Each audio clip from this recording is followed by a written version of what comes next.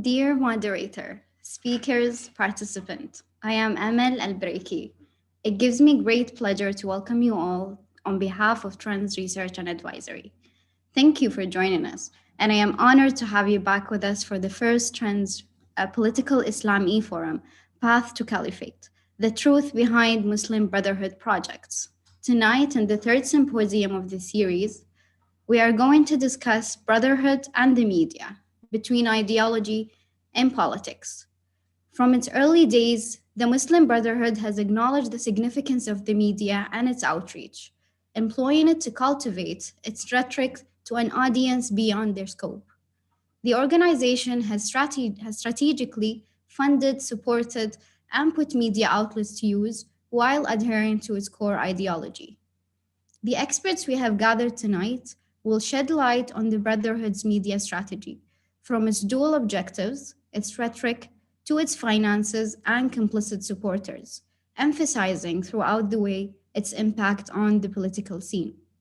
On behalf of Trends Research and Advisory, I thank all the panelists, the moderator, and participants worldwide who have joined us today to participate in the session. With that, ladies and gentlemen, I give the floor to our evening's moderator, Mr. Aqil Yunus. Thank you very much.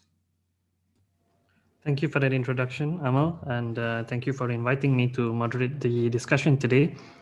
Assalamu alaikum, and a very good day to all of you, wherever in the world that you're watching from today. Thank you very much for taking the time to join us. We have a very exciting lineup of speakers today, comprising subject matter experts from academia, the media, and also researchers from various parts of the world who've been studying the journey and progress of the Muslim Brotherhood over the years.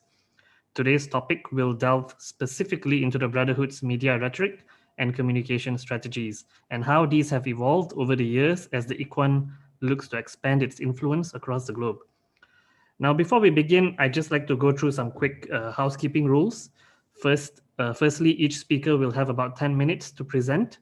We have a total of 8 speakers today, so I'd appreciate if everyone could keep their presentations short and succinct, just so that we have ample time to get into the Q&A at the end.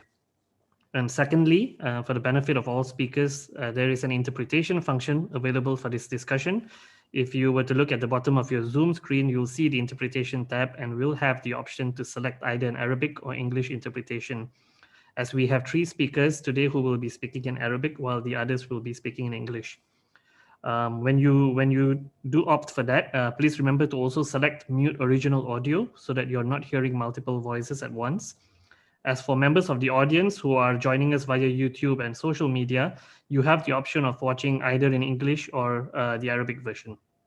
So I won't waste any more time as we have plenty to discuss today. I'd like to start by introducing our first speaker for today. His name is Dr. Basil Bashir. Dr. Bashir is a senior researcher at the Trends Research and Advisory, and also a specialist on political Islam studies. His research interests include strategies, socio-political phenomena, religious movements, and security studies. He has a PhD in international media and a master's in sociology from Kiel University, United Kingdom. He worked as a lecturer at the Faculty of Arts, Baghdad University for about 20 years. He played an important role in establishing the media department at the University of Aden, Yemen, and has worked for many research centers. Dr. Bashir has also written numerous research papers in mass communication and political sociology. He continues to be a journalist and a writer on political, social, and human development. Dr. Bashir, the topic of Dr. Bashir's presentation will be the declared and concealed features and objectives of the Brotherhood's media rhetoric. So without any further ado, Dr. Bashir, the floor is yours.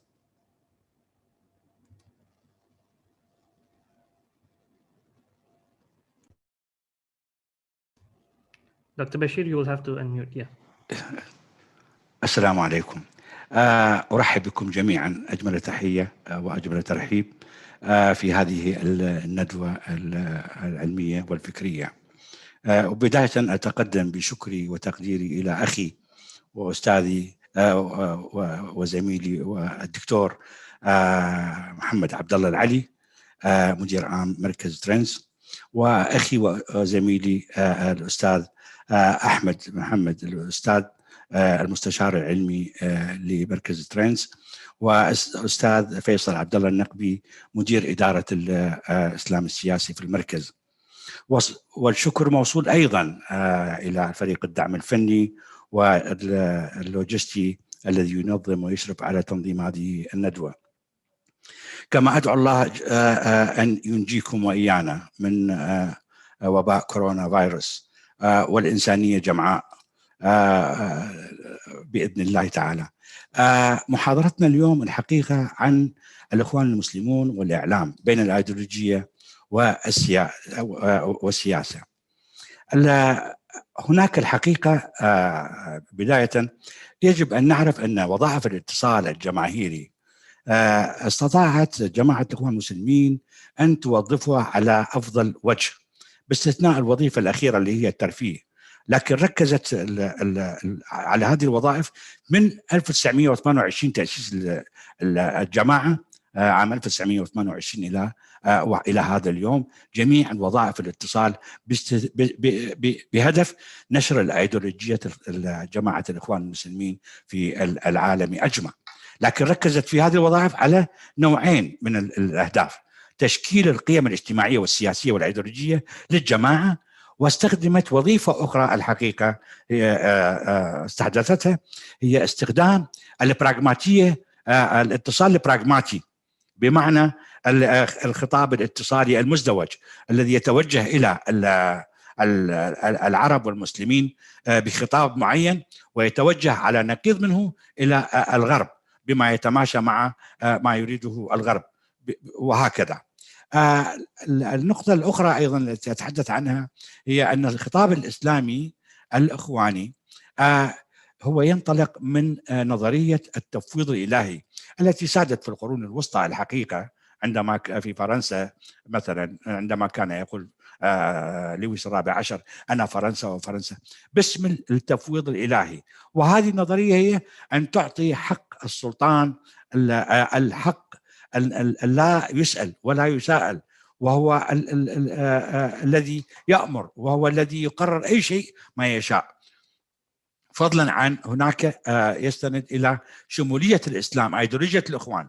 وأنا أريد أقول هنا في هذه النقطة أيها الأعزاء أن شمولية الإسلام ليس الإسلام السمح الذي نحن نعرفه، ولكن هناك إسلام إخواني مفصل وخاص بجماعة الإخوان المسلمين كي نعرف هذا الموضوع.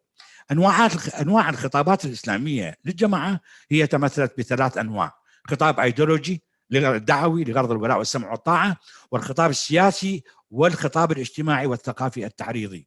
وهذه جميعها كانت تنتقى توظف الحقيقة من خلال انتقاء نصوص معينة من القرآن الكريم والأحاديث النبوية. فضلا عن ذلك فإن أهم المرتكزات الأيديولوجية والفلسفية والفكرية للخطاب الإخواني كانت كما أشرنا بالبداية هي تعتمد على نظرية التفويض الإلهي، أي أن المرشد العام لجماعة الإخوان المسلمين هو الذي له سلطة الإله في الأرض. والمرتكز الثاني شمولية الإسلام، بشكل أن هذه الشمولية هي أنه يتعامل مع جميع أنحاء الحياة. وأيضا الإسلام هو الحل، والإسلام هو الحل في مفهوم الجماعة، أنه هو حل للأزمات الاقتصادية والأزمات السياسية والأمنية والعلاقات الدولية ونحو ذلك. الحاكمية لله، وهي المشروع الذي يتمدد باتجاه أستاذية الإسلام، أستاذية الإسلام للعالم أجمع. الحاكمية لله مرتبطة بالسمع والطاعة للمرشد الذي هو سيحكم باسم الله.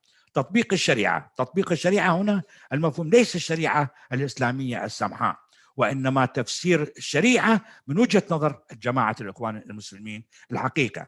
ثم هناك مرتكز مهم جدا في كل النصوص ومعظم النصوص اللي اعترضنا عليها وتفحصناها، هي الجهاد، الدعوة إلى الجهادية. وهذه الدعوة الجهادية بدأت عند جماعة الإخوان المسلمين حقيقة منذ بداية الثلاثينات، عندما أسسوا في مطلع نهاية الثلاثينات النظام الخاص. الخلافة الإسلامية، طبعا الخلافة الإسلامية من دولة إلى دولة إلى أن تتصل بالأخير وهي الأممية والأستاذية الإسلام للعالم. كانت النصوص جميعا التي تنطلق من وسائل الإعلام تحت ضبط وإيقاع الأيديولوجي منضبط بالأهداف، وبما يشجع أو يسهل الأمر لتحقيق تحقيق أهداف الأيديولوجية الجماعة في العالم أجمع. استخدمت جماعة وسائل الاتصال الوسائل الاتصالية التقليدية من المنبر في المسجد في العام 1928 عند تأسيس الحركة، ثم انتقلت إلى المنابر والخطب والمحاضرات والندوات، وبعدين وسائل الإعلامية المطبوعة ونحو ذلك. وكانت أول صحيفة استخدمتها هي عام 1933 مجلة الإخوان المسلمين، ثم أنشأت إذاعة، ثم بعدين دخلت الإعلام الرقمي في التسعينات كالقنوات الفضائية وقنوات التواصل الاجتماعي ونحو ذلك، وهي لديها ماكينة كبيرة جدا من وسائل الإعلام. عندما تفحصنا أبرز السمات الأيديولوجية والسياسية لوسائل الإعلام الإخوانية منذ 1933 عند صدور أول مجلة إلى عام 2013 عند صدور آخر عدد من من جريدة الحرية والعدالة اللي تابعة لحزب الإخوان المسلمين في مصر، نجد أنها دخلت الصحافة ووسائل الإعلام في صراعات سياسية ركزت على نشر الأيديولوجية الإسلاموية الخاصة بالإخوان المسلمين، وليس الدعوة الإسلامية المتسامحة المتعارف عليها في منذ القدم. الدعوة إلى أستاذية الإسلام للعالم، وهي نظرة استعلائية أن الإسلام هو فوق كل الأديان وفوق كل لكن بقيادة من؟ بقيادة المرشد العام صاحب السمع والطاعة لوحده. ركزت هذه الصحافة ووسائل الإعلام أيضا على مقاطعة البضائع والثقافة والتقاليد من الغرب، بين قوسين الغرب الصليبي النصراني واليهودي، حيث القوى الغربية لا تفهم إلا لغة القوة ولا تحترم الإسلام والمسلمين إلا بالقوة، والحث على الجهاد ضدهم. هذا كان موجود في مجلة النذير، في وسائل مجلة الإخوان المسلمين، في مجلات عديدة جدا. عفوا. التوسع في نشر الدعوة في العالم عبر التنظيم الدولي للإخوان المسلمين الذي يضم 72 دولة، استخدام البراغماتية الاتصالية كما أشرنا في الخطابات المزدوجة، دعم فكرة الخلافة الإسلامية، طابع الهجوم والتهديد والانتقادات ضد الخصوم وفق أساليب الدعاية المعاصرة والحرب النفسية. وهنا أيها الأعزاء بودي أن أتوقف لحظة في هذه قضية طابع الهجوم.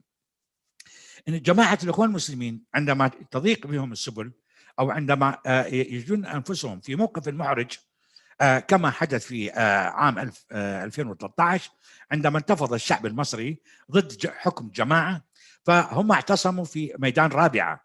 فالدعاة والخطباء في ذلك الوقت كانوا يقولون سنفجر جميع الجسور ونفجر جميع الكباري ونفجر الطرقات ونفجر كذا وكذا المنشآت إذا لم يعود مرسي إلى الحكم. بل أكثر من هذا هددوا بأنصار بيت المقدس الذين الحقيقة ميليشيات إرهابية متعاونين معها كانوا في سيناء. هناك نقطة مهمة جدا، اعتمدوا في وسائل الاتصال على التلقين العقائدي ideological indoctrination نحو الأطفال بالذات، حتى يعبؤوهم والنساء أيضا والشباب، يعبؤوهم منذ الطفولة ومنذ ينعان الشباب، يعبؤوهم باتجاه أيديولوجية واعتناق أيديولوجية الإخوان المسلمين. كانت هناك لديهم قنوات تلفزيونية فضائية في مقدمتها شبكة الجزيرة.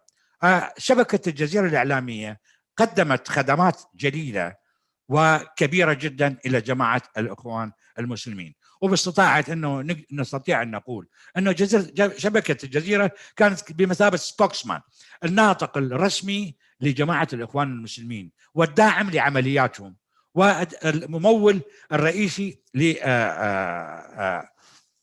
لتمويلات الاتصال وسائل اتصالهم. هناك لا أريد أن أطيل، هناك مواقع إلكترونية كثيرة جدا تابعة لجماعة الإخوان ولا تخفى عليكم. أيضا هناك من المهم الإشارة أن نشر وظفت وسائل الاتصال أيضا لنشر أيديولوجية الإخوان بشكل متواتر. التشجيع على الدعوة بين الشباب بين خصوصا في التنظيم الدولي، التنشئة الاجتماعية الدينية التي تجعل التنشئة الاجتماعية في التعليم والمدارس التي أنشأوها، وفي المنابر المساجد اللي ألقاء الخطب، وفي الكتب، وفي إلى هي باتجاه الكل يقتنع بأستاذية الإسلام للعالم، إدارة الصراع ومواجهة الخصوم كما أشرنا، والتعبئة السياسية والاجتماعية كما وجدناها كيف الآن تعبئ سياسيا واجتماعيا ضد الدول التي تقاطع جماعة الإخوان المسلمين، مثل روسيا، مثل العربية السعودية، مثل دولة الإمارات العربية، مثل جمهورية مصر، وهكذا. هي تهاجمهم بشكل متواصل، فضلا عن البراغماتية الاتصالية السياسية. الحقيقة وجدت من المهم جدا أن أطلعكم أن جمعنا مجلة الإصلاح الصادرة في دولة الإمارات العربية المتحدة، التي صدرت منذ عام 1978 وحتى العام 1994 عندما تم حظرها. جمعنا النصوص التي كانت النصوص الأيديولوجية. نريد أن نعرف ما الذي تريده أيديولوجية جماعة الإخوان المسلمين من نشر الصحافة وإعلامها. وجدنا أن دائما كانت تردد في نصوصها أن الإسلام هو صوت الحق ولا يعلو عليه أي صوت، وهذه موجودة. رفض العمالة الغربية، كانت تدعو دائما إلى رفض العمالة الغربية الأوروبية والأمريكية، لكونهم تعتبرهم هي من الطابور الخامس والعدو المتربص بالأمة الإسلامية. نبذ الموسيقى، جميع أنواع الموسيقى يجب أن لا تكون هناك في دولة الإمارات العربية أي موسيقى.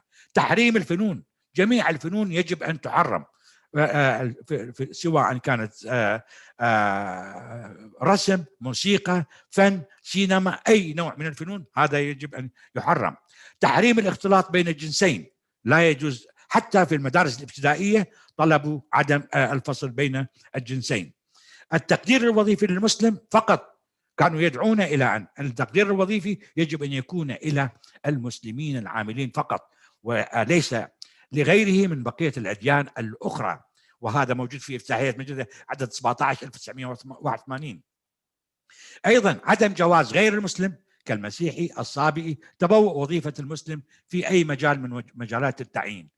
تحريم الاحتفال بأعياد رأس السنة الميلادية والكريسماس، ونبذ قيم الثقافة المسيحية والهندية والإنجليزية والبروتستانتية ونحو ذلك. هذه تعتبر بالنسبة لهم تابو، وهذا لا يجوز.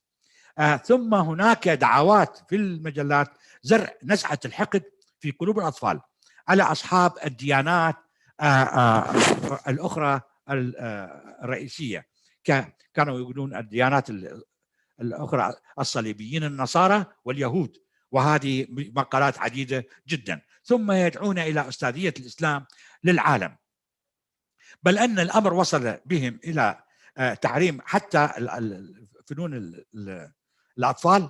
كانت هناك تلفزيون أبو ظبي يخرج أفلام كرتون للرسوم المتحركة للأطفال، ففي يوم من الأيام كان ماوس ميكي ماوس تصالحوا، قامت الدنيا ولم تقعد.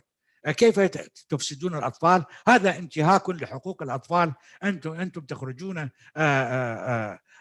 مصالحة بين الفأر والقط ونحو ذلك، فهم كانوا بالمرصاد. لكن الحقيقة في ذلك الوقت رغم هذه كان صدر الدولة يتحمل، ومن 78 إلى أن تقرر بعد إنذارهم طبعا وبعد تنبيههم، لكن لم يتوانوا عن هذا، فتم حظرهم جميعا. بالنسبة إلى الأنواع البراغماتية اللي استخدموها أشهرها وأفضلها عبر وسائل الاتصال، هو كانت الجماعة تقول بالعام 1928 فما فوق والمرشدون العامون من بعدهم أن الجماعة ترفض رفضا قاطعا مبدأ الحزب والحزبية والتحزب، لكن وجدناهم في العام 2011 أسسوا حزب الحرية والعدالة في مصر. قالوا أن نحن ضد التحالفات مع أي جهة، نحن فقط جماعة الإخوان المسلمين ترفض التحالف، لكن وجدناهم في انتخابات التسعينات وال85 في مصر، وفيما بعد تحالفوا مع السلفيين، وتحالفوا مع تنظيم القاعدة، وتحالفوا مع النصرة، منظمة النصرة الإرهابية، تعاونوا مع منظمة فتح الشام ونحو ذلك. فهم التحالفات هذه مسموعة.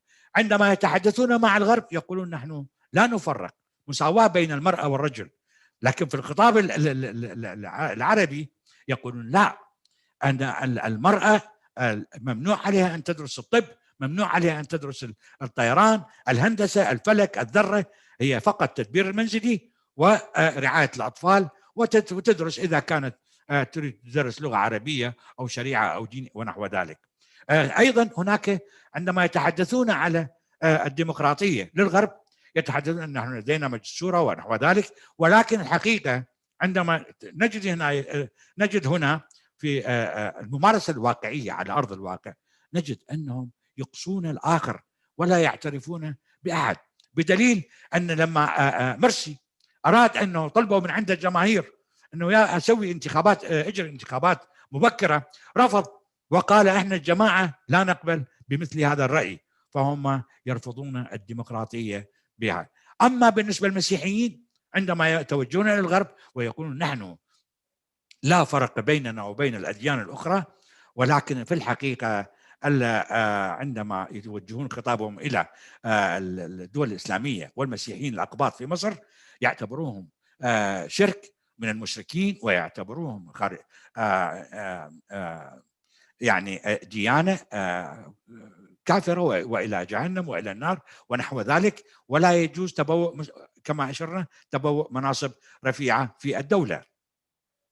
وهذه الصورة أمامكم أيها الأعزاء، هذه في عام 2013 عندما هزموا الجيش الشعب المصري مع جيشه، هزموا نظام الإخوان في مصر، ذهبوا إلى البيت الأبيض والتقطوا هذه الصور وهم ويلبسون الربطة العنق الأمريكية، رغم أنه كانوا يدعون أن هناك عداء مع واشنطن، لكن تحالفوا مع واشنطن في ذلك الوقت في عهد الرئيس باراك أوباما، ورفعوا أصابعهم كما ترون، إشارة إلى الذي اعتصم المكان رابعة، رقم 4 في العربية اللي هو موقع رابعة، لاعتباره أنه رمزا لصمودهم وتحديهم إلى السلطات.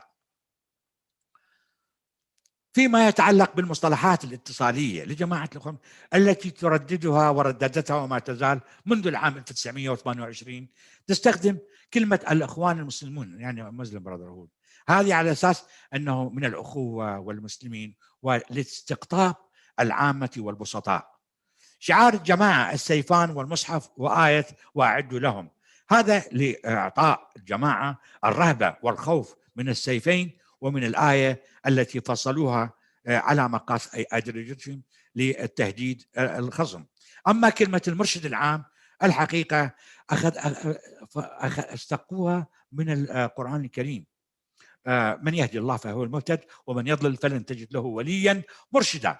راحوا أخذوا الآية وأسقطوها على المرشد العام حسن البنا الذي هو اخترعها وفصلها من القرآن الكريم ليكون هو المرشد العام، بمعنى هو صاحب التفويض الإلهي الأول. ثم تحدثوا عن أستاذية الإسلام للعالم، لأنه الأستاذية تعني المكانة العالية والمرموقة، وهذا الإسلام هو الذي يستحق أن يحكم العالم مع الحاكمية الإسلامية لكل بلد. وهناك مجلس الشورى على أساس الديمقراطي، وهناك مكتب الإرشاد.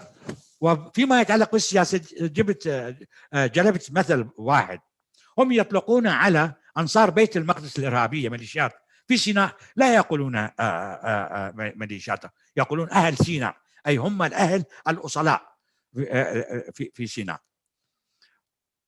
استخدموا أساليب الدعاية الأيديولوجية والسياسية، كان مجال لشرحها بالتفصيل. حقيقة أسلوب التجسيد الذي يجسد الخير أو الشر على يسقطوا على الحدث أو على الشخص، أسلوب العدو الأوحد استخدموه وما يزالون يستخدموه. واليوم بالنسبة للعدو الأوحد هو العربية السعودية وجمهورية مصر العربية وروسيا والآن فرنسا والنمسا، لأنه صار هناك مواقف ضد الإخوان، ودولة الإمارات ونحو ذلك. أي دولة تتقاطع مع أيديولوجيتهم يعتبرون هم من العدو الأوحد، ويعتمدون أيضا استمالة العاطفة، الأسلوب العاطفي. يعتبرون أنفسهم دائما أنهم مظلومين على مدى التاريخ، أنهم يطالبون بالإصلاح ولكن ليس أحد يعطيهم هذه الفرصة، فضلا عن أسلوب التضليل وأسلوب إطلاق الشائعات وأسلوب الترهيب والتهديد ضد الخصوم. الآن منذ عام 2013 إلى 2020 تغيرت سمات الخطاب الديني والسياسي والاجتماعي في وسائل اتصال الجماعة لسبب بسيط، وهو أن بعد فشل تجربة العام الواحد 2012-2013 التي حكمت الجماعة مصر في ذلك العام وأخفقت، الآن تحول من ديني إلى صار سياسي وصراع سياسي. الدفاع عن تجربة الحكم الإخواني، افتقاد الهيبة والقداسة للخطاب الاتصالي الديني والسياسي من قبل قواعد الجماعة، طغيان الصراع البيني للجماعة. كما تعرفون أيها الأخوة الأعزاء أن الجماعة كانت بقيادة مركزية واحدة اللي هي كانت محمد بديع، أن الآن صارت 3 قيادات ويقال 4 بعد إضافة قطاع غزة كقيادة مستقلة جديدة عن جماعة الإخوان المسلمين. استخدام الأسلوب الهجومي والعبارات الخادجة للحياة. مع الأسف الآن لما نطلع على وسائل الاتصال نجدها أسلوبها هابط، وهي تستهدف الشخصيات وتستهدف الدول، تستهدف رموز علماء ونحو ذلك، لمجرد أنهم يتقاطعون مع جماعة الإخوان المسلمين. وإلى حد الآن 2020 نحن ما تزال وسائل الاتصال الجماهيري لجماعة الإخوان تثير مخاوف والشكوك والحذر من المسيحيين الأقباط. وهناك أيضا التغير الجذري في مضمون خطاب الاتصال الجماعة من الدعوي الأيديولوجي إلى السياسي تقريبا. الحقيقة لماذا حدث هذا التغير؟ كيف تأثر الخطاب؟ تأثر الخطاب الاتصالي وفقا لنصوص جمعناها من قادة جماعة الإخوان المسلمين المنشقين ومن القيادات الصف الثاني، أن هناك عدم كفاءة وسوء إدارة القيادة، غياب الرضا والثقة التنظيمية بالقيادة، تغييب النظام المؤسسي للجماعة، حيث أن الجماعات الإخوان المسلمين كل خرق اللوائح التنظيمية وبدأ يعتبر نفسه هو نائب المرشد وهو الرجل الأول في القيادة. ممارسة القيادة لسياسة استبداد على التنظيم نفسه، التقاطع بين الفكرين الديني والسياسي. الآن في مجاميع الإخوان المسلمين نفسها التي انشقت هناك تقاطع بين الفكر الديني والسياسي، وأيضا بين الوطني والعالمية. صار هناك صراع، انحراف القيادة عن الاتجاه الدعوي والانخراط في الصراع على السلطة، تخلي معظم أعضاء التنظيم عن الجماعة وانتظار حركة تصحيحية، انشقاق القيادة المركزية كما أشرنا إلى 3 قيادات. أبرز العوامل التي أثرت هي انعكاس الصراعات البينية لقيادة الإخوان المسلمين على الخطاب الاتصالي، تخلي معظم أعضاء التنظيم بعد فشل تجربة الحكم في مصر 2012-2013. أما إذا كان لدي كلمة أخيرة، إذا يسمح لي تسمحوا لي، فممكن بس دقيقة واحدة، دقيقتين.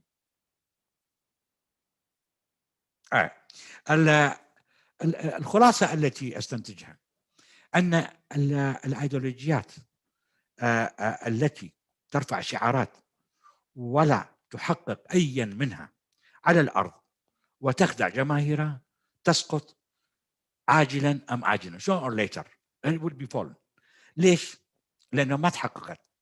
الأمثلة عندنا كثيرة جدا،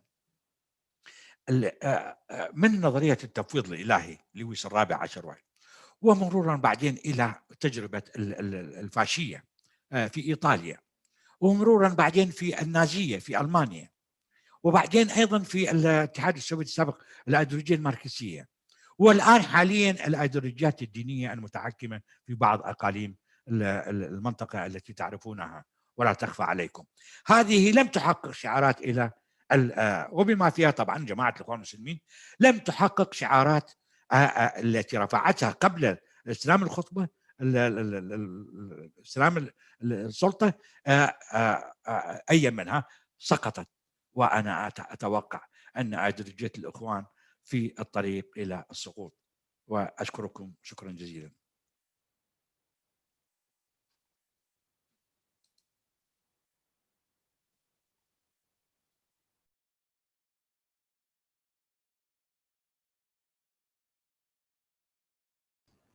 Thank you, Dr. Bashir. Sorry for that. I'll go straight on to our next two speakers, who will be speaking on the duality of the Muslim Brotherhood and its media rhetoric. So first of these two speakers is Dr. Rahani Nasira, who will also be speaking in Arabic. Dr. Rahani is an Egyptian writer and expert on political affairs and director of Arab Institute for Studies. He has previously worked with the Al Arabiya television channel in Dubai. Nasira is also the author of several books, including Al-Qaeda and Salafi Jihadism, Salafism in Egypt, Post-Revolution Transformations, and also the Pioneer of Human Rights in Egypt. So without any further ado, Dr. Rahani, the floor is yours. مساء الخير عليكم. يعني أولا أنا بشكر مركز ترندس وبشكر كل المنظمين للندوة وبشكر كل الحضور. أنا يعني ورقتي حوالين إعلام الإخوان المسلمين، خطاب الإعلام الإخوان المسلمين، أنماطه ووظائفه. أنا يعني إخوان المسلمين 80 سنة من التاريخ، يعني أو 90 سنة الآن من التاريخ. مهم جدا يعني إدراك إنه في مراحل في الخطاب الإعلامي للإخوان المسلمين. الآن لا توجد مجلة أو جريدة تعبر عن الإخوان المسلمين، لكن توجد هناك آلاف المواقع التواصلية، مئات الأصوات. هناك منصات تعبر رسميا عن الإخوان المسلمين، وهناك منصات لا تعبر رسميا عن الإخوان المسلمين ولكن تعبر عن أجندة الإخوان المسلمين. أنا يعني في البداية في الورقة أنا شايف إن في يعني عدد من السمات التي ينبغي استحضارها حين نتكلم عن الإخوان المسلمين. الإخوان المسلمين نعم هي وأصل وأبو الإسلام السياسي وربما الجهادي في المنطقة والعالم، ولكنها أيضا، وهنا الخطورة، هي الجماعة الوحيدة التي يمكن أن تستوعب كل هذه الاتجاهات، التي يمكن أن تستوعب الاتجاهات غير الإسلام السياسي. يمكن أن تحتوي سلفية جهادية وتحتوي قاعدة وتحتوي سلفية وتحتوي لأن الإخوان في من البداية في خطاب حسن البنا عدد من نقاط القوة وهي أيضا نقاط الضعف فيه. حسن البنا ذو غاية يعني سياسية براغماتية كما ذكر المتحدث قبلي الدكتور باسل. فهو هذا الرجل يعني يهمش العقدي، ما عندوش مشكلة يتعامل مع إيران، ما عندوش مشكلة يتعامل مع تركيا، ما عندوش مشكلة يتعامل مع نظام لا ينتمي لإيديولوجيته الإسلامية أو أيديولوجيته الإسلامية أصلا. فهو براغماتي في تحالفاته، يهمش الفقهي ويهمش العقدي. هو ممكن يبقى فيه صوت عنده بيقول الموسيقى حرام، لكن عنده أصوات أخرى تقول الموسيقى حلال. عنده صوت يصر على اللحية واللباس الشكل الإسلامي، وعنده صوت آخر لا يرى ذلك. عنده صوت كراهية، عنده صوت عنف ضد الآخر، عنده صوت يناسب الأخ ياتم في ميمري اللي هو يعني يدعو لحرب الآخر وكراهية الآخر، وتلقى صوت تاني عنده في نفس الوقت يقول لا، هذا لا يعبر عنا ولا يعبر عن الجماعة. فهذا الاتساع في خطاب الجماعة، هذه البراغماتية المقصودة الموظفة في توسيع قاعدة القبول والتجنيد والحضور سمة في خطاب الإخوان المسلمين علينا أن ندركها جيدا. كان لديهم عبد الرحمن البنا الذي يكتب مسرح، أخو حسن البنا، والذي كان مشرفا على جماعة الإخوان المسلمين فنيا ومسرحيا. وكان لديهم أيضا سيد قطب الفكراوي المتعصب اللي بيبدع وبيقول الحاكمية وينقلها ويعربها عن أبي الأعلى المودودي، لكن كان لديهم أيضا السيد سابق ومحمد الغزالي وهؤلاء الذين يبدون أكثر اعتدالا.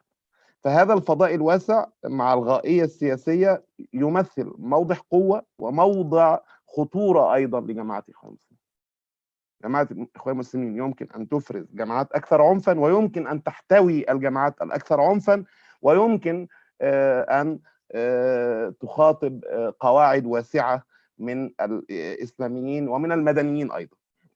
من السمات أيضا اللي مهم انه رغم وانا كنت مركز في ورقتي على الوضع الراهن، هناك تنوع في التعبير عن الخطاب عن المسلمين، منصات مباشره يعني مواقع تتبع لهم وناس بتتبنى اجندتهم، في اتساع في الخطاب، في اتساع جغرافي واقليمي، يعني الامارات او مصر او السعوديه او الاردن او محور الاعتدال، الدول المعتدله لا تحارب جماعه محدده، هي تحارب فضاء واسع له أنصار في كل بلدان العالم العربي والعالم الإسلامي، وبينشطوا مع بعض على المواقع التواصلية وبيعملوا زخم وبيعملوا كامبينز وبيقدروا ينجحوا.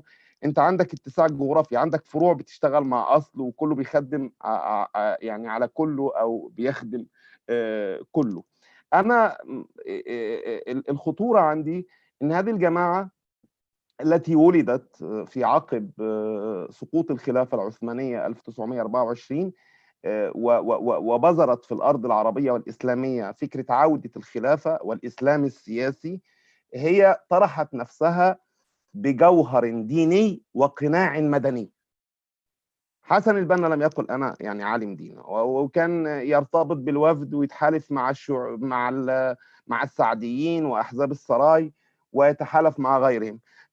تلقاهم دوما عندهم قدرة على لبس على الظهور المدني رغم الجوهر الأصولي، في عمق أصولي متطرف، مصر على الانتصار، ومصر على الغلبة، ومصر على ابتلاع الثورات والدول وسرقتها، وبعد كده ينكر مسؤوليته وينكر أخطائه ويتنكر لها ولا يعترف. يعني في كلمة مشهورة للحسن الخضيري المرشد الثاني يقول: الإخوان لا يعتذرون. الإخوان لا يعتذرون، الإخوان يعني دوما يعني لديهم هذا الانتفاخ، هذا الاستعلاء بالتعبير القطبي، لديهم هذا الاستعلاء، لا يعتذرون. لكن الخطورة انه حسب الوقت يستخدم اللغة المناسبة وقادر على عدم الالتزام بما يقول في وقت معين. يعني احنا رأيناهم في 2011 يقولون لن نترشح للرئاسة، ثم ترشحوا للرئاسة. قالوا لن نبتلع البرلمان، سيمثلون فقط 25% من البرلمان، ثم ابتلعوا البرلمان. رأيناهم يعدون بالديمقراطية ويعدون بحفظ حقوق المسيحيين والأقباط، وبعد ذلك لم يشغلهم اعتراض ممثلي كل الكنائس المصرية الثلاث كنائس، الأرثوذكس والكاثوليك والبروتستانت، وخروجهم من اللجنة التأسيسية للدستور، لم يشغلهم ذلك ولم يعتذروا عنه. تعرضت البطريركية اللي هي الرمز المسيحي الأهم في مصر للاقتحام، كما تعرضت أيضا مشيخة الأزهر للاقتحام. يعني هذا التجرؤ، هذه الرغبة في ابتلاع كل شيء وعدم الالتزام بالوعود، الخطاب البراجماتي اللحظي اللي بيحرك، اللي بيغير خطابهم الموجه للناس، اللي بيفقد فضيلة وخلقية الالتزام، اللي في نفس الوقت لا يعترف بأخطائه ويكون عنده تحالفات لحظيه. الاخوان يمكن ان يتحالفوا مع حزب الوفد زي ما حصل في الثمانينات، ويتحالفوا مع الشيوعيين في سوريا في الاربعينيات، وممكن في نفس الوقت يهددوا النظام المصري او يهددوا اي نظام بجماعات جهاديه زي انصار السنه، او لن يتوقف العنف في سيناء الا اذا عاد الرئيس المخلوع الراحل محمد مرسي. هذه القدره على تنويع التحالفات، هذه القدرة على تنويع التحالفات، هذه القدرة على استثمار اللحظة. لكن لما نبص للحظة الراهنة، في تركيز كبير للإخوان الآن على المواقع التواصلية، لم يعد يركزوا على المكتوب أو على الهارد، يعني بوكس الهارد ميديا. في تهميش للديني وتصعيد للاحتجاجي والسياسي. هو بيكلم الناس بما يناسبها. الناس الآن مش مشغولة لا بعودة خلاف ولا بس هو تملي بيحاول يحرج الأنظمة بأي مشكلة. يحرجهم من أول مشكلة الطرق في مصر لحد أي مشكلة تتعلق بالحج في السعودية، تتعلق بأزمة في ليبيا، تتعلق بأي شيء. هو بيحاول دوما يستنفر الأنصار بما يناسب أجندته، ليس ولو المسألة لمصلحته. يعني في اليمن تجده مثلا مع تحالف دعم الشرعية اختلف ينقلب ثانية. هذا التحول، هذه القدرة على التحول والتشكل واعتماد ان ذاكرة الناس ضعيفة، اعتماد على انه الناس هتهيج مع هياج اللحظة، مع أزمة اللحظة، مع خطاب الأزمة الناس هتقدر تتفاعل معه وتنجذب إليه. أنا الورقة طويلة، يمكن رصدت فيها 7 أنماط من الأنماط. إن في نمط تهييجي هو أحيانا، وده السائر والسائد في السوشيال ميديا، إنه بيحاول يهيج دوما ضد الأنظمة التي تخالفه والتي تعارضه. في نمط تشتيتي، يعني ربما مصر مثلا بتعمل اتفاقية مع اليونان فيقول ان مصر مهتمه بحدودها البحريه وتهمل سد النهضه. يعني هو عايز يشغلك بعيد عن تركيا، وكأن هذه قضيه غير مصريه ايضا، لكن هي عشان تخص تركيا عايز يبعدك عنها. لو انت انشغلت بالمصالحه في ليبيا، باي مساله في ليبيا، يقول لك ما سد النهضه اولى. هذا التشتيت هو يعمل في اطار اقليمي ولا يعمل في اطار وطني. ودي نقطة قوة، يعني قد تربك الخصم، تربكك أنت، ولكن هي في نفس الوقت نقطة ضعف له، لأن هو دايما الخطاب الإخواني. وده أنا مهم أعتقد لو دكتور باسل حين يطور الورقة أو الدراسة الكبيرة المهمة التي طرحها، إن من سمات الخطاب الإخواني ومن نقاط ضعفه هامشية مقولة الوطن، العداء المستمر لفكرة الدولة الوطنية. هو ضد فكره الدوله الوطنيه، هو شايف ان الدوله الوطنيه دوله مصر، دوله السعوديه، دوله الامارات، صنعها الاستعمار وصنعها الغرب وان احنا كنا المفروض نبقى خلافه بس. يعني رغم ان الخلافه تاريخيا لم تكن موجوده، يعني كانت ايضا دول وطنيه. الدوله الايوبيه في مصر، الدوله الحفصيه في الجزائر، الدوله الامارات كذا، اماره كذا في الخليج، هكذا. يعني اماره عمان، الدوله العثمانيه في عمان، هكذا. لم تكن هناك خلافة بالمعنى التاريخي مستمرة مدى العمر. يعني كانت هناك أيضا دول قطرية ودول منفصلة الحدود يعني، لكن هو يرى الدولة الوطنية الحديثة أو الدولة الحديثة التي نشأت في المنطقة العربية دولة مصطنعة، صنعها الاستعمار وصنعها الغرب، فهي فيها أزمة شرعية. ويجي بعد كده يعني لا يستحي مرشد ما للإخوان، مرشد السابق والراحل مهدي عاكف، إنه يقول مثلا كلمة سيئة في حق مصر. يقول يعني كأنه يقول لتمت مصر أو طزت مصر زي ما قالها بالعربي يعني العامي، وأنا أعتذر. ففي النمط التشكيكي والنمط التهييجي، وفي النمط الثوري. يعني هو يجي يصنع من ممثل او مقاول، هو المقاول نفسه يعترف انه فاسد في مصر، يحاول ان يجعله زعيم ثوره، رغم ان القوى المعارضه المصريه الموجوده من 2011 لا يمكن ان تعترف بشخص لم يكن له اي نشاط سياسي ولا ليه اي فكر سياسي، هو مجرد مهيج ومهرج، لا يتكلم كلاما علميا، ليس له اي دور سياسي، مشكلته كلها مشكله فلوس، من سيدفع سيكون معه. فمساله مختلفه.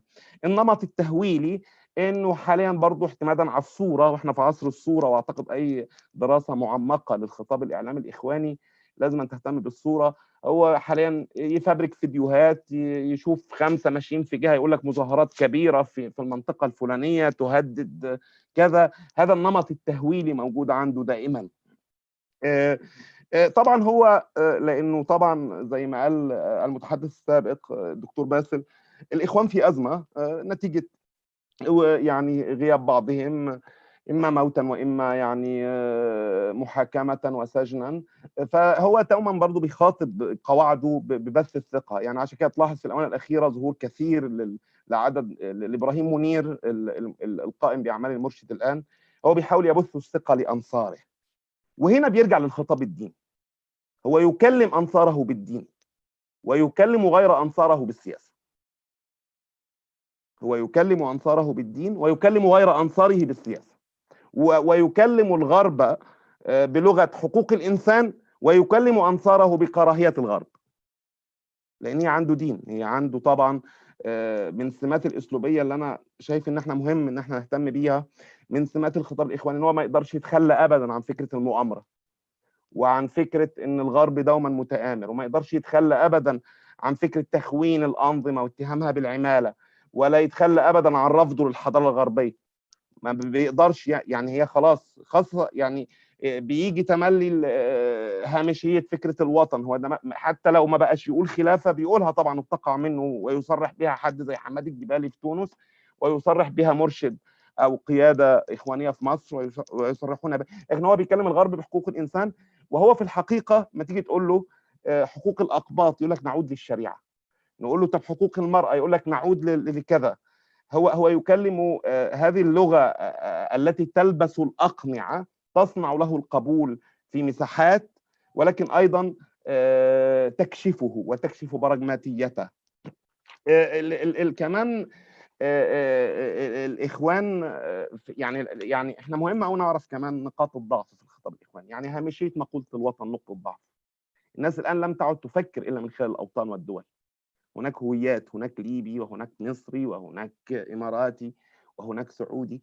هذه المقولة عند الإخوان يعني حتى بتعمل لهم استنفار. هو لا يريد، هو يتكلم دائما باسم الأمة، باسم الدولة الإسلامية الواحدة، باسم الهوية الإسلامية الواحدة.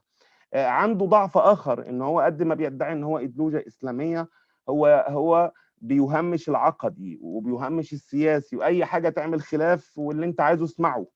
عايز تسمع الموسيقى حلال اسمع الشيخ فلان، عايز تقول الموسيقى مش حلال اسمع الشيخ فلان. عنده هذا التنوع. لابد ان ندرك ان هذه نقطه ضعف عنده. هو مش جماعه سلفيه مستقيمه ارثوذكسيه يعني، هو جماعه فيها المرونه وفيها المراوغه وفيها لفوفيه. اعتقد كمان جوهر ثابت عند الخطاب الاخواني، جوهر المؤامره.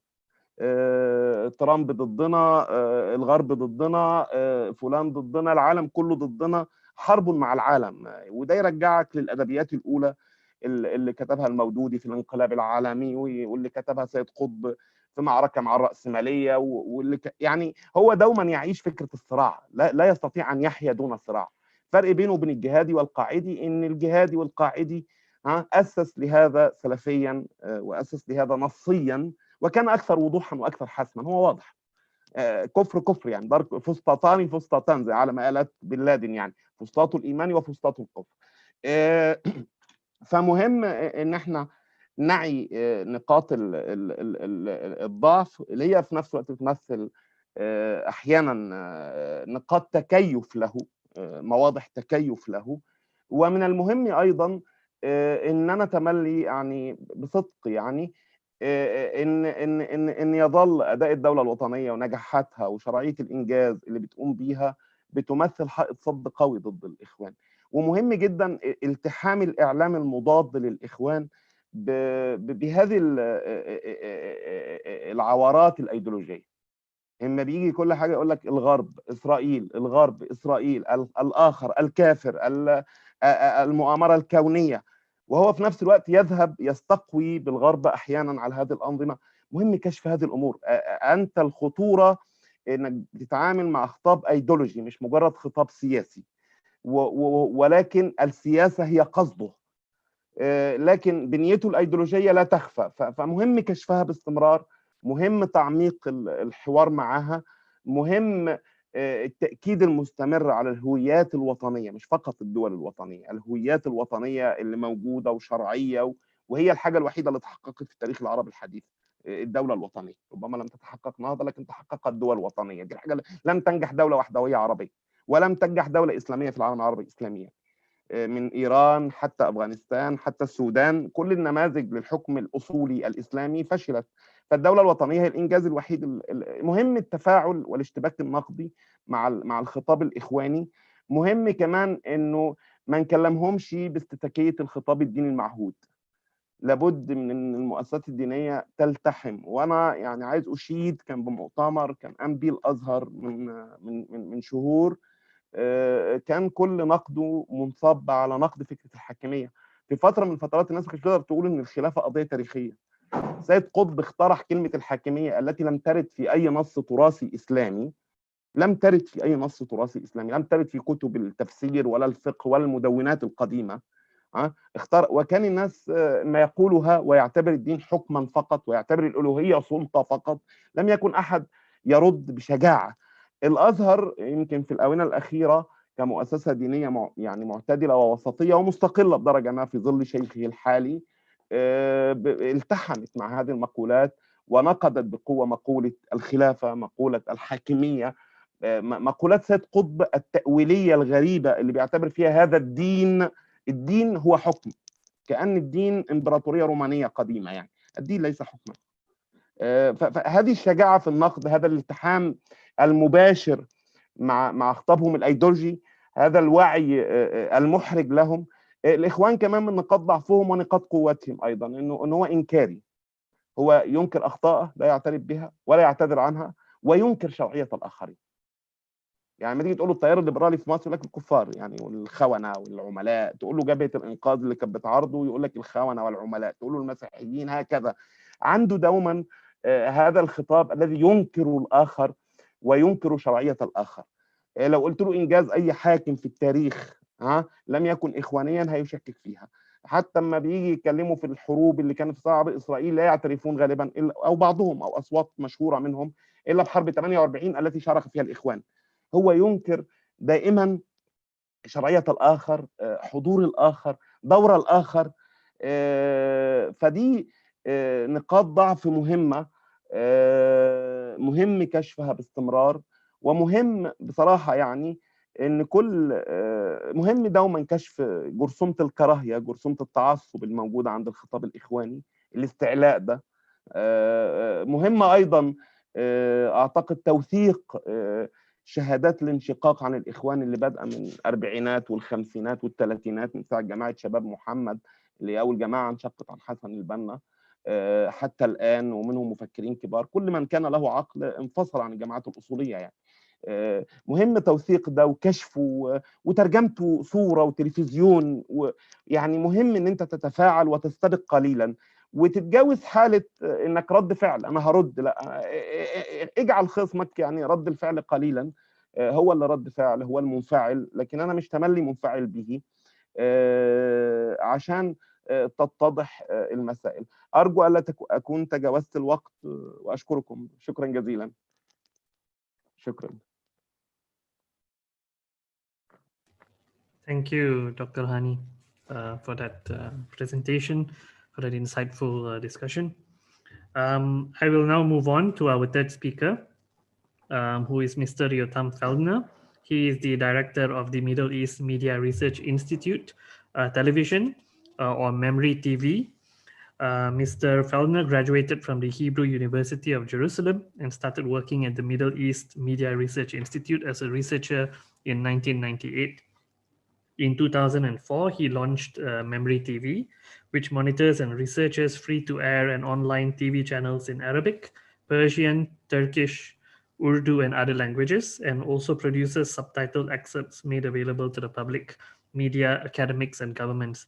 He has been the director of Memory TV ever since. So without wasting any time, Mr. Feldner, the floor is yours. I would just like to remind all our speakers to please keep your presentations to 10 minutes, just so that we can get through the Q&A at the end. Thank you. Hello, everybody. I'll be focusing on the TV channels of the Muslim Brotherhood, which we at Memory have been monitoring for as long as they existed. For many years, the Muslim Brotherhood has been very successful in portraying a positive image for Western audiences. In their appearances on Western media outlets, Muslim Brotherhood figures usually present their goals in the following terms. First, the Muslim Brotherhood advocates coexistence and can bridge the gap between the Islamic world and the West. Second, like Dr. Hani said, the Muslim Brotherhood goal is to guarantee the civil and human rights of Muslims both in the Arab world and in the West. And third, the Muslim Brotherhood is an agent of moderation. It is the representative of true Islam, which is the middle way between the jihadi extremism on the one hand and the secularism on the other.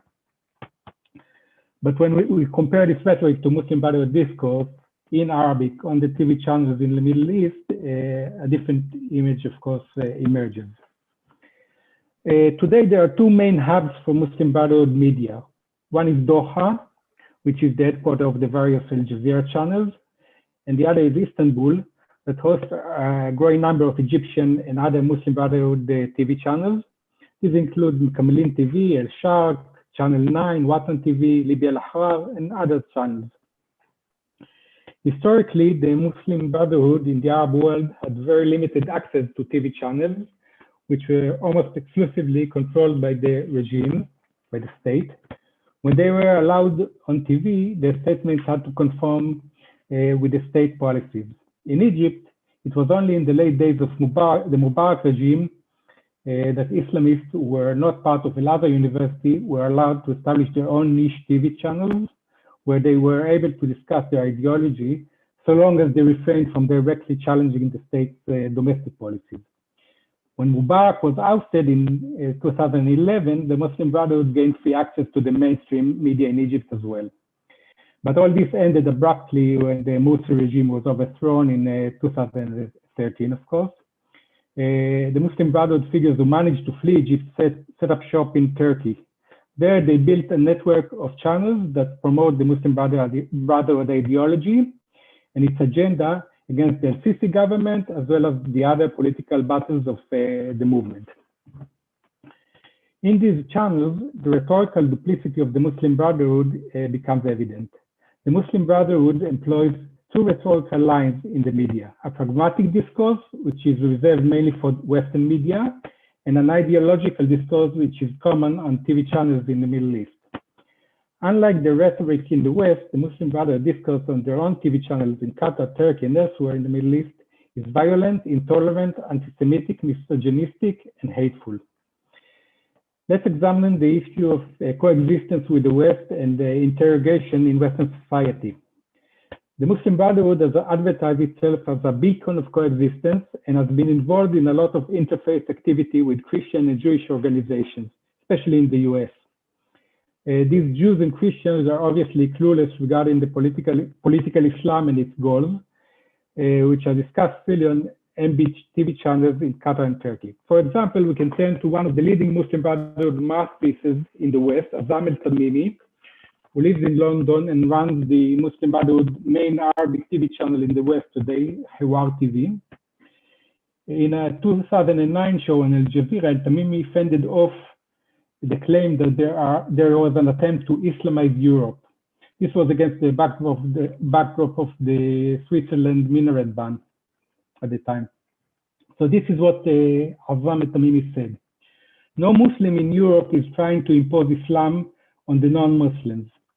Westerners portray Islamic law as a boogeyman. If they learned Islam, they would accept it passionately. Islam saves them from the tragedy of their lives.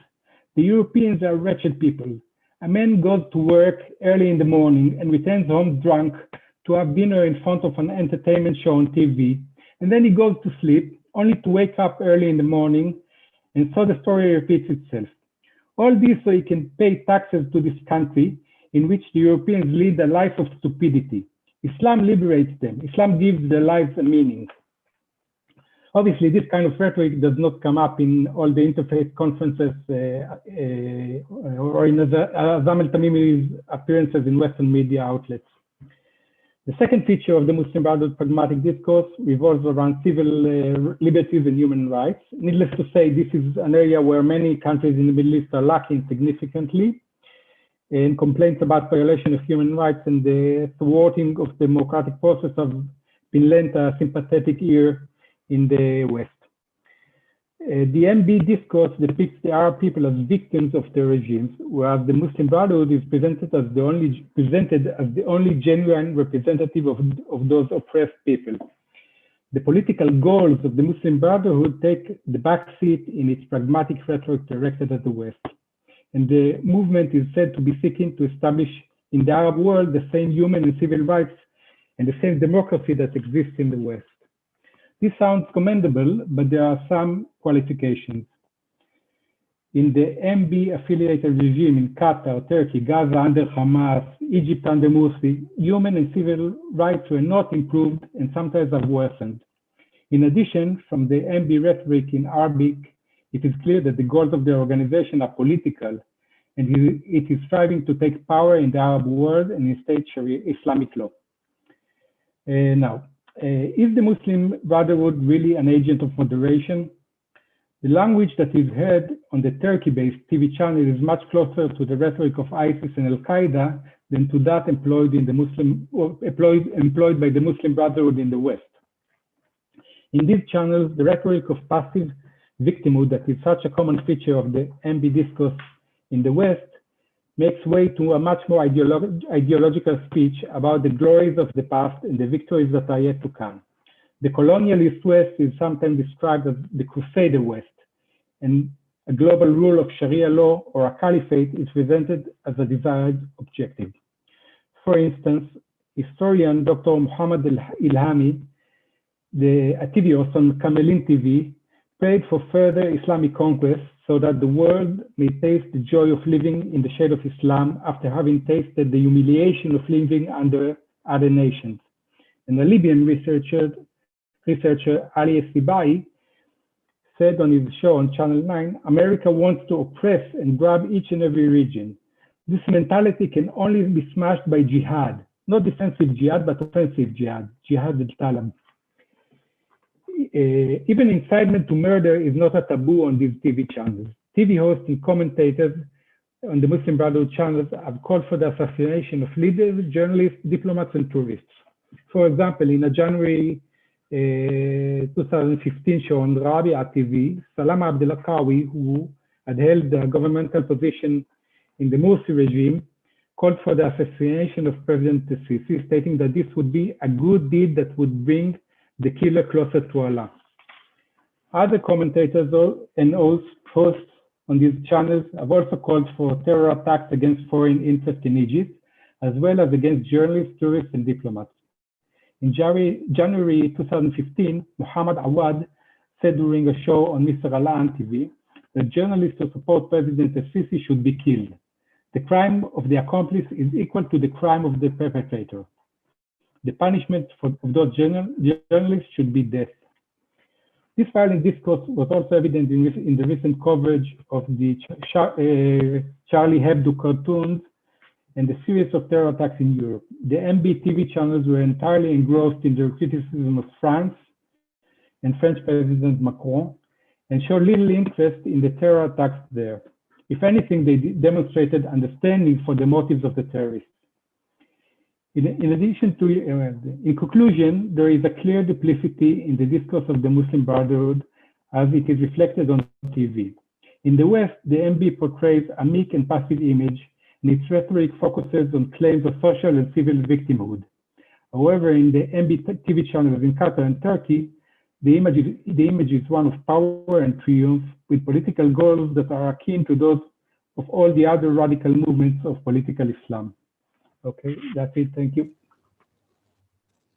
Thank you, Mr. Feldner. We'll come back to you maybe during the Q&A session to get more of your thoughts on this. But I'll now quickly just move on to our next speaker, who will be speaking on the topic of the Brotherhood's media wings, funding and sources of support. He is Dr. Nicholas Ryder, Professor of Financial Crime at the University of the West of England, United Kingdom.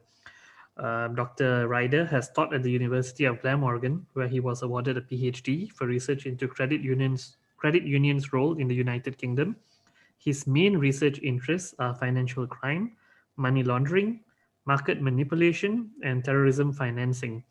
Dr. Ryder has also provided counterterrorism financing training for NATO, CEPOL, and also numerous other law enforcement agencies.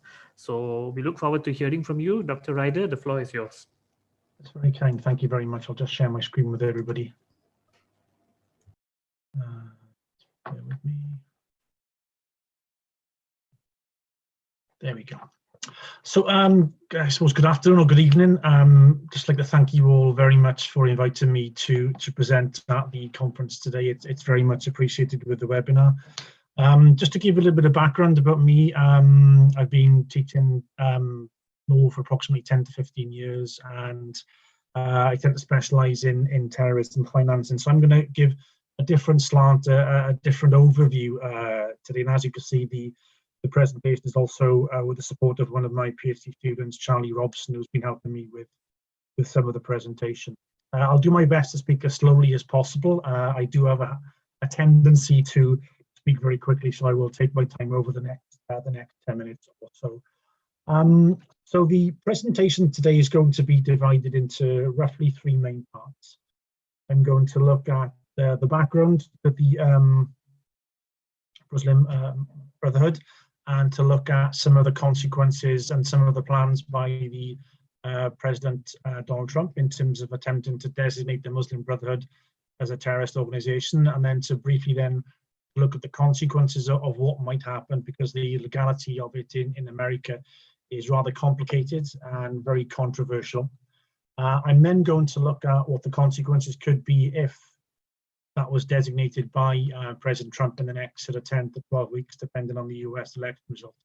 And then I'm going to move on to look at what the potential sources that could be exploited by the more extreme radical wings of this particular organization. So obviously, with any research on terrorism, financing, or financial crime, it is very difficult to precisely identify what the potential avenues are. So some of those will link into the media tools which have been used by a broad range of relevant organizations.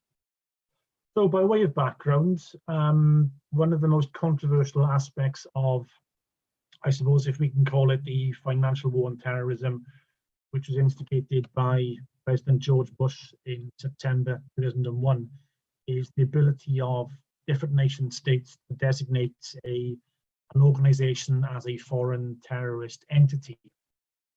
So the 1952 Immigration and Nationality Act, as you can see from the slides, permits the US State Department to designate an overseas terror group if 3 criteria are determined. So firstly, we have, it has to be a foreign organization. Secondly, it engages in terrorism, or has the ability or intends to do so. And then its actual activity that threatens US security. So Donald Trump has indicated on several occasions in the past 3 years, they're looking to designate the Muslim Brotherhood as a terrorist organization. So there is a draft bill which has been debated by US politicians entitled the Muslim Brotherhood Designation Act of 2017, but that has not yet been implemented or signed into law.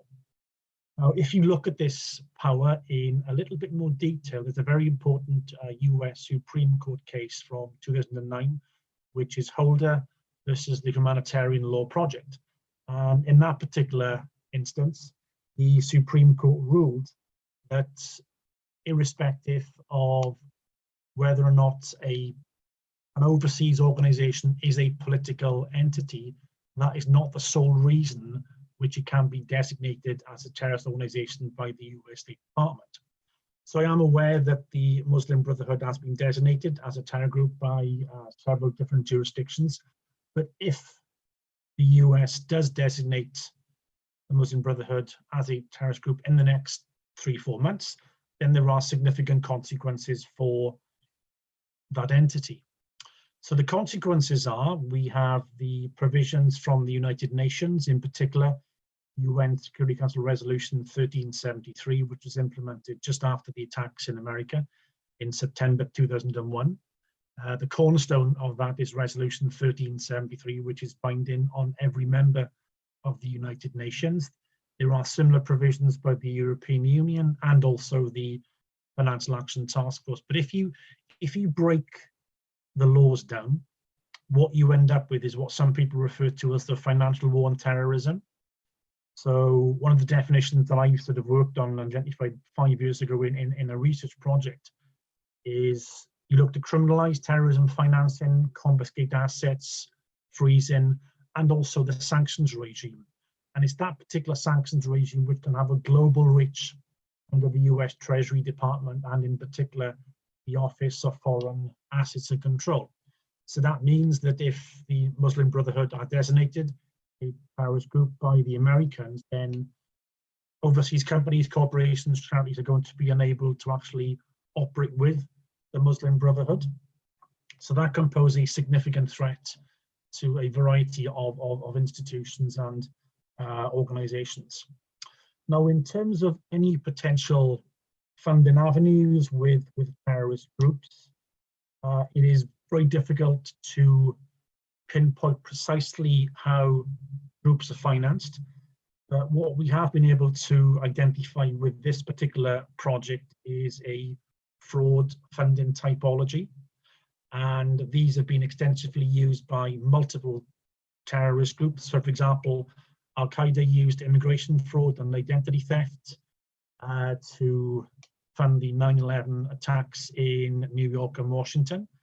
The 9/11 Commission itself claimed that all of the terrorists entered America illegally with fake passports. There then is an issue regarding credit card, personal loan fraud and bank fraud, tax fraud, insurance fraud, but also the non-profit sector.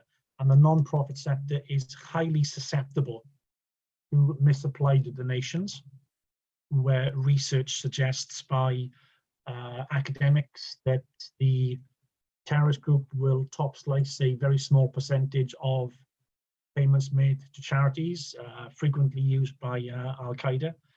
I would recommend looking at the work of Professor Jimmy Garula, an American professor from the University of Notre Dame, who's written some excellent detailed studies on how the non-profit sector can be abused by terrorism financiers. Mortgage fraud, there are several cases in America where people who are affiliated to Al-Qaeda and more recently ISIS have been attempting to accrue finances via mortgage fraud. And more recently, we have multiple examples of benefit fraud being used to fund acts of terrorism in the Netherlands and Holland, and also within the UK. And more recently, perhaps more broader, we have what we classify as trade-based fraud. If we click onto the link on the PowerPoint slide, that will take you to a summary of the presentation, which is free to download from our UB repository. Other modes of financing is something that we call cheap and inexpensive model of terrorism financing. This has proven to be very popular in the last decade, where terrorists are able to essentially self-fund themselves. So what we've ended up with is the evolution of cheap and inexpensive terrorism financing mechanisms. Multiple examples over the UK. We've seen terrorist attacks in the Far East, the Middle East, Europe, the UK, and also recently we've seen terrorist attacks in Vienna and also in France. So this is a frequently used method used by multiple terrorist organizations. And then penultimately, we have a more recent and perhaps new method of funding, which is the hierarchical or corporate or company terrorism financing model. This was initially used in the UK and Ireland by the Irish Republican Army, or the IRA. And it simply means that the terrorist group operates as a corporation.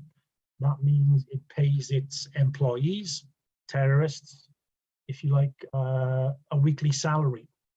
So they have an accountant. So quite different to how Al-Qaeda is funded. And we published a 2018 paper on the funding models of ISIS, and we concluded that they have a very similar funding model to how the IRA were funded over the last 30 to 40 years. So ISIS would have multiple propaganda streams, social media platforms, YouTube, Twitter, Instagram, also by using encrypted messages such as Telegram and WhatsApp. And they'd have an annual budget, and so even their own currency. So it's taken the terrorism financing models to a new unprecedented evolution from how things were financed possibly 40 to 50 years ago.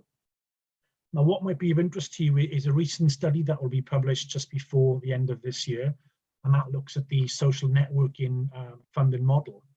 And what we've been able to ascertain with this particular academic study is that terrorist groups are now beginning to modify how they're financed and will use social media platforms, but in conjunction with crypto assets or cryptocurrencies, e-money, and that proves to be very difficult to prevent and detect. So the association between illegal activities and the internet is very well documented. We have the infamous case of Silk Road and the conviction of Ross Ulbricht in 2015. I suppose it can be classified as an online bazaar for narco-terrorists, money launderers, and sex offenders. We have Liberty Reserve and Western Express, but the last two cases are particularly relevant. So, for example, I'm obviously conscious of time. Zubia Shanaz in particular stole $62,000 from her bank via a credit card and bank fraud. And she attempted to then transfer that money to known sympathizers of ISIS in several jurisdictions across the world. And she was arrested and prosecuted under US terrorism financing laws, and was then subsequently sentenced to 13 years imprisonment in March of this year. So what we can see from the variety of funding models that could be exploited is that there is an evolution. Terrorism financing has evolved from the traditional state-sponsored terrorism, as some people would suggest, in the 1960s and 70s during the Cold War. It's evolved from private donations, as in relation to Khalid Sheikh Mohammed and Ramzi Youssef in terms of the attacks in America by Al-Qaeda. So they're now using social media platforms, and they're now using the dark web. And it's possible to argue that anybody who has access to a cell phone or a tablet or a computer could possibly be involved in terrorism financing. So that should give you a very brief overview of the difficulty in designating a group such as the Muslim Brotherhood as a terrorist organization. The consequences could be significantly far-reaching. But of course, until it's designated by America and its European allies, I obviously appreciate it's been designated by other nation states as a terrorist group. That should give you a flavor, or hopefully an overview, of the potential funding streams which could be used by terrorist entities. And I think that was hopefully just under 10 minutes for you. Thanks for your time, everybody. Thank you, Professor Nicholas Ryder, for keeping to the time and also for that insightful presentation. So we're going to move on. I'm cognizant of the fact that we are already 1 hour and 15 minutes into our session. So we've got 4 more speakers. And the next topic of presentation is on brotherhood and the digital media space, between its employment and impact. And speaking first on this topic is Dr. Najat Al-Said, who is an independent researcher in political communication and development, focusing on the GCC region, American politics, and also combating terrorism. Her research areas include development communication, focusing on health, education, and social development, mainly women's empowerment. She has a PhD in media studies from the University of Westminster, United Kingdom, and a master's in computer information systems from the American University in Washington, D.C. Dr. Al-Said has published several articles in the Washington Post, Gatestone Institute, Gulf News, and also Al Arabiya English. So without any further ado, Dr. Al-Said, the floor is yours. Thank you so much for inviting me today, and thank you for the coordinators of Trends. I would like to thank also Dr. Mohammed Al-Ali and Dr. Ahmed Al-Istad. And today I'm actually I'm not gonna talk about the history of the Muslim Brotherhood, because I believe a lot have discussed that topic. But what I'm gonna focus today on the reasons behind failing to counter the terrorism of the Muslim Brotherhood. After we notice all of these facts that have even been discussed by the speakers today, why until now we couldn't counter the terrorism of the Muslim Brotherhood? So I'm trying to explore some of the reasons. So one of the reasons for that is the lack of bipartisan agreement. So the lack of any bipartisan agreement within the United States and even in other European countries, as the UK, on critical matters in the Middle East, especially those related to political Islam, as the Muslim Brotherhood has aggravated polarization in political parties and in their related media. As a result, the right-leaning parties and their media hold one position, the left-leaning parties and their media hold another, which further inflames tensions. This was even reflected in the US election. If there was a bipartisan agreement on these critical matters, especially the ones that are related to stability and security of the region, we will not see the Middle East region that concerned about the US election. So, for example, what we see today, everybody's talking in the region how the Biden administration will be. Will it be similar to the Obama administration, or will he continue what Trump has started? For instance, the foreign policy of the previous Obama administration was very different to that of the Trump administration. The Republican administration is opposed to the Iranian nuclear deal agreed by the Obama administration and opposes the Iranian regime's interference in Arab countries.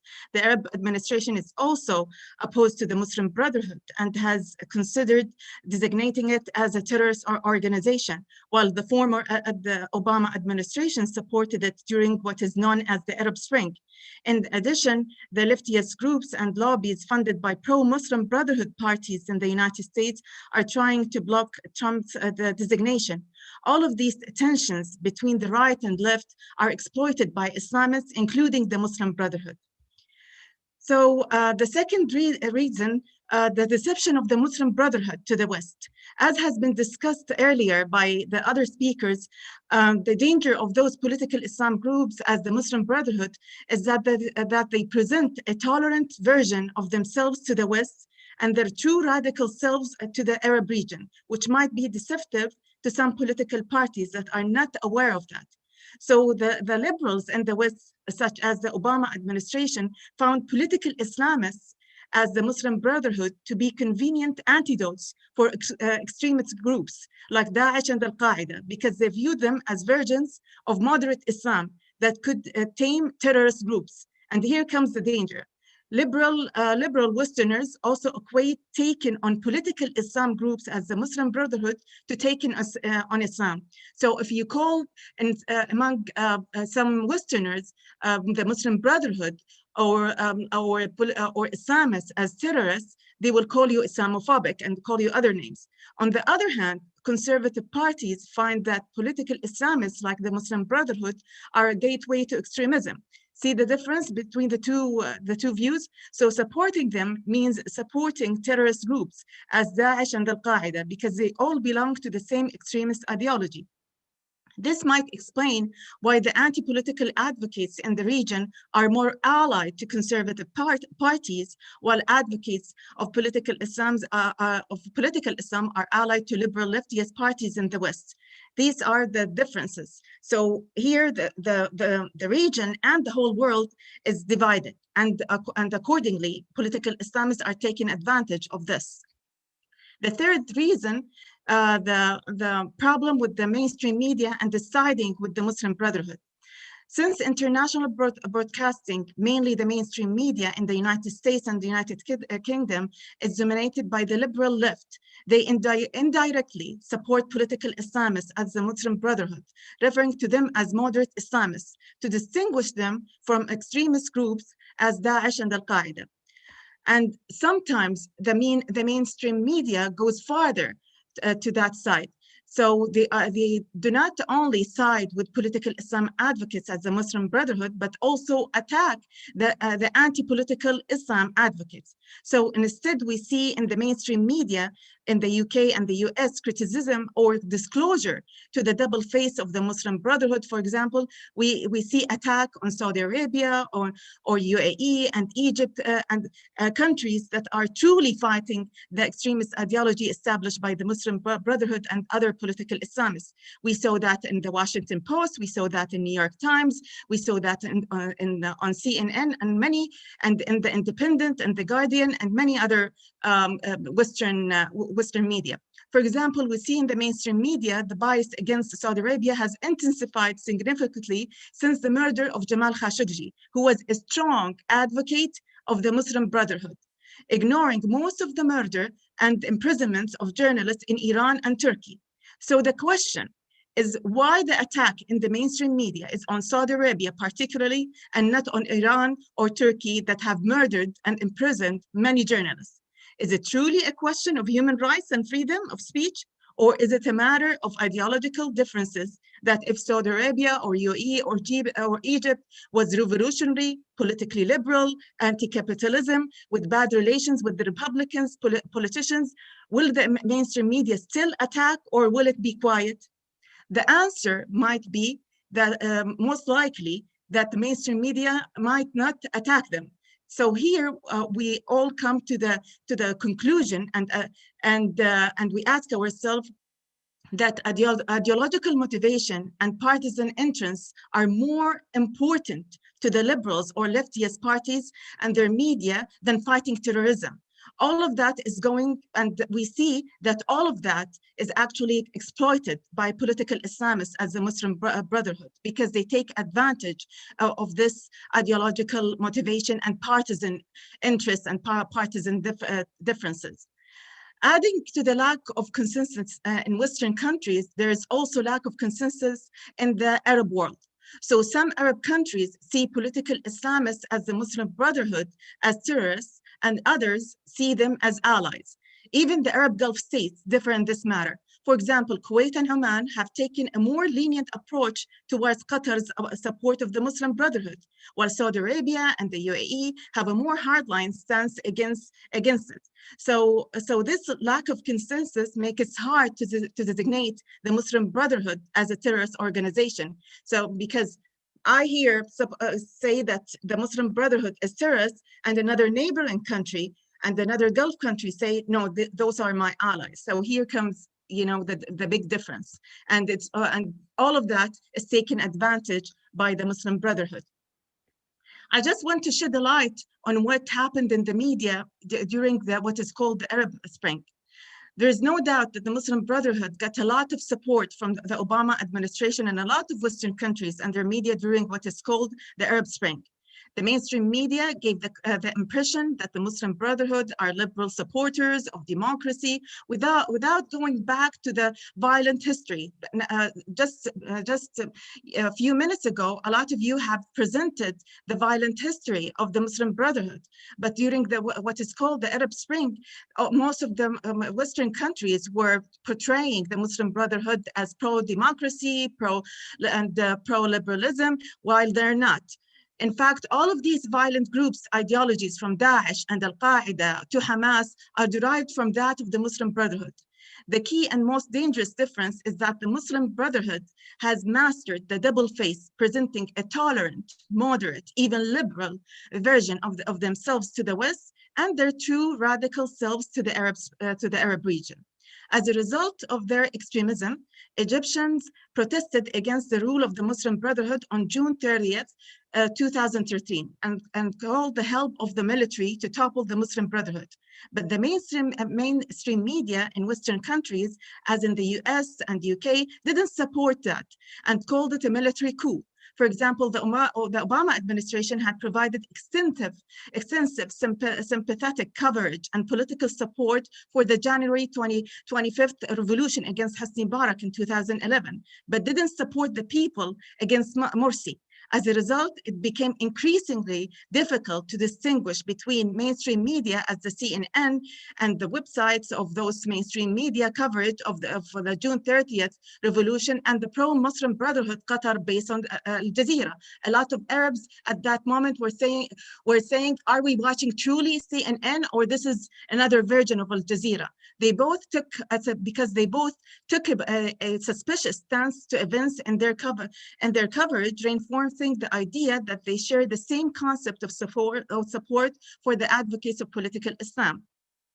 Unfortunately, the mainstream media support for the Muslim Brotherhood did not stop even after the failure of the so-called Arab Spring, but continued until now.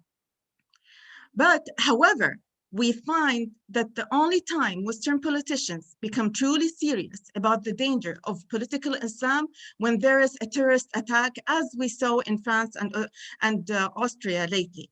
The problem, when the warning comes that late after an attack, it might backfire, and some people, whether deliberately or not, might interpret that as Islamophobic.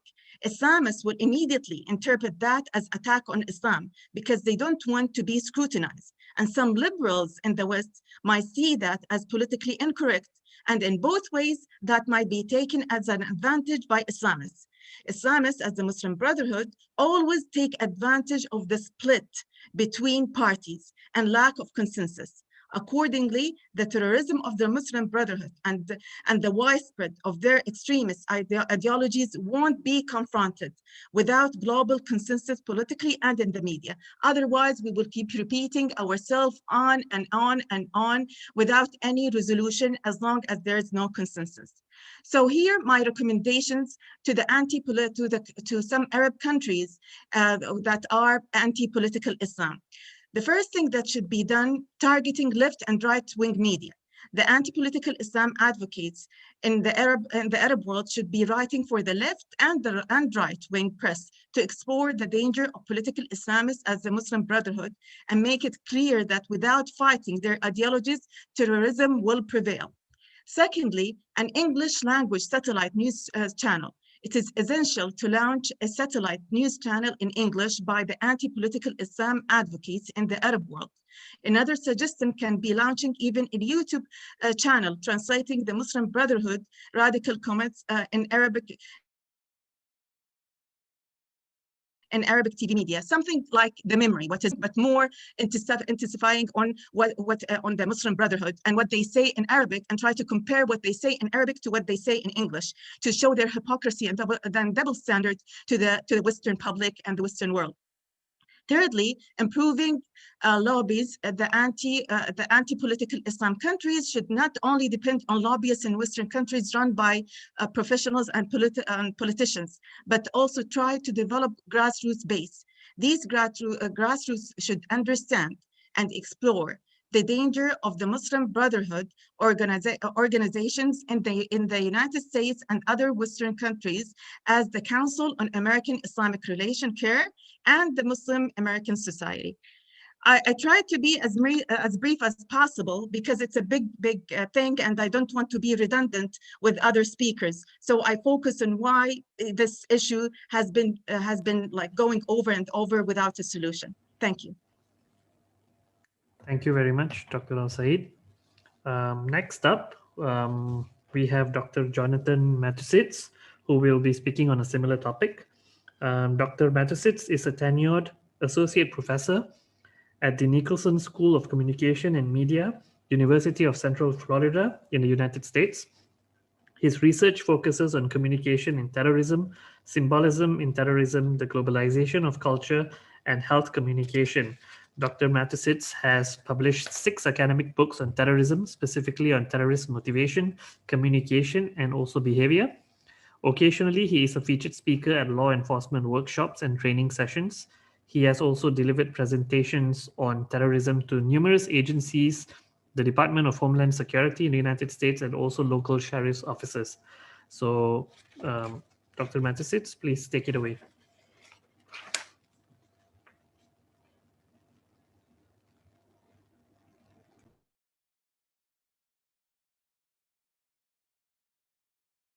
You will need to unmute, Doctor.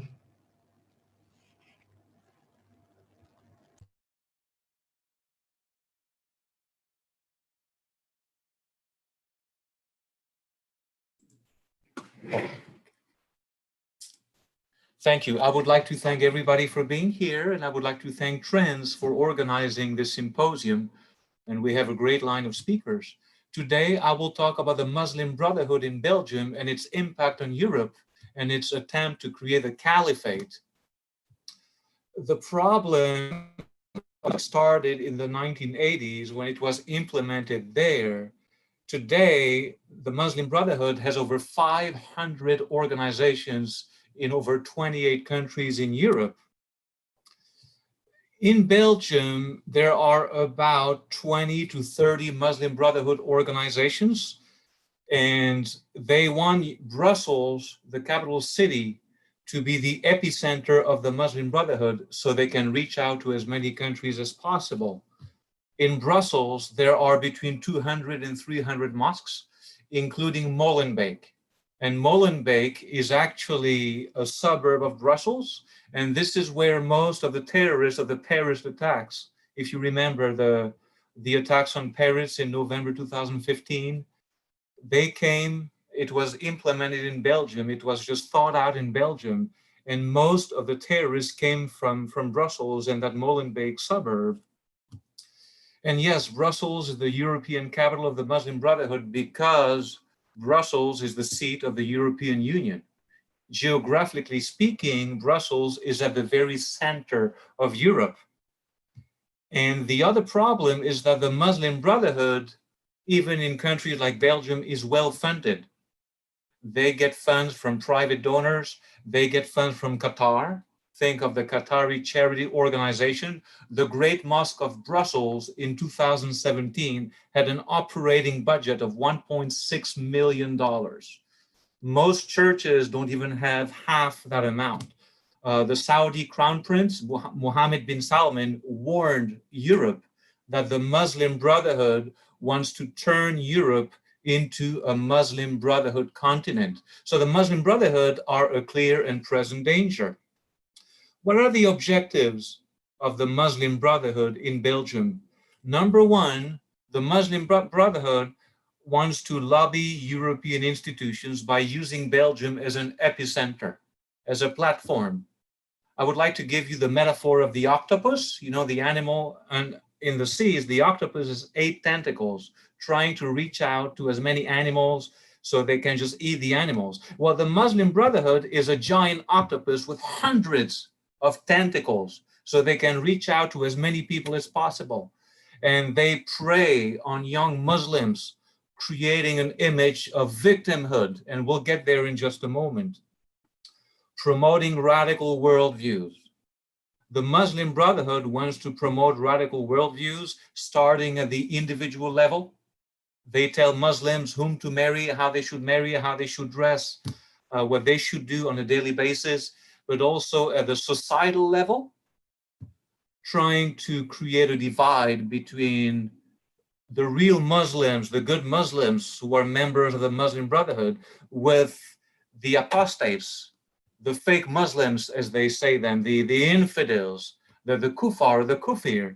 And then at the national or international level, trying to reach out the goal of creating a caliphate, a radical system of Muslim government that will impose Sharia in all countries on the planet, both Muslim and non-Muslim countries.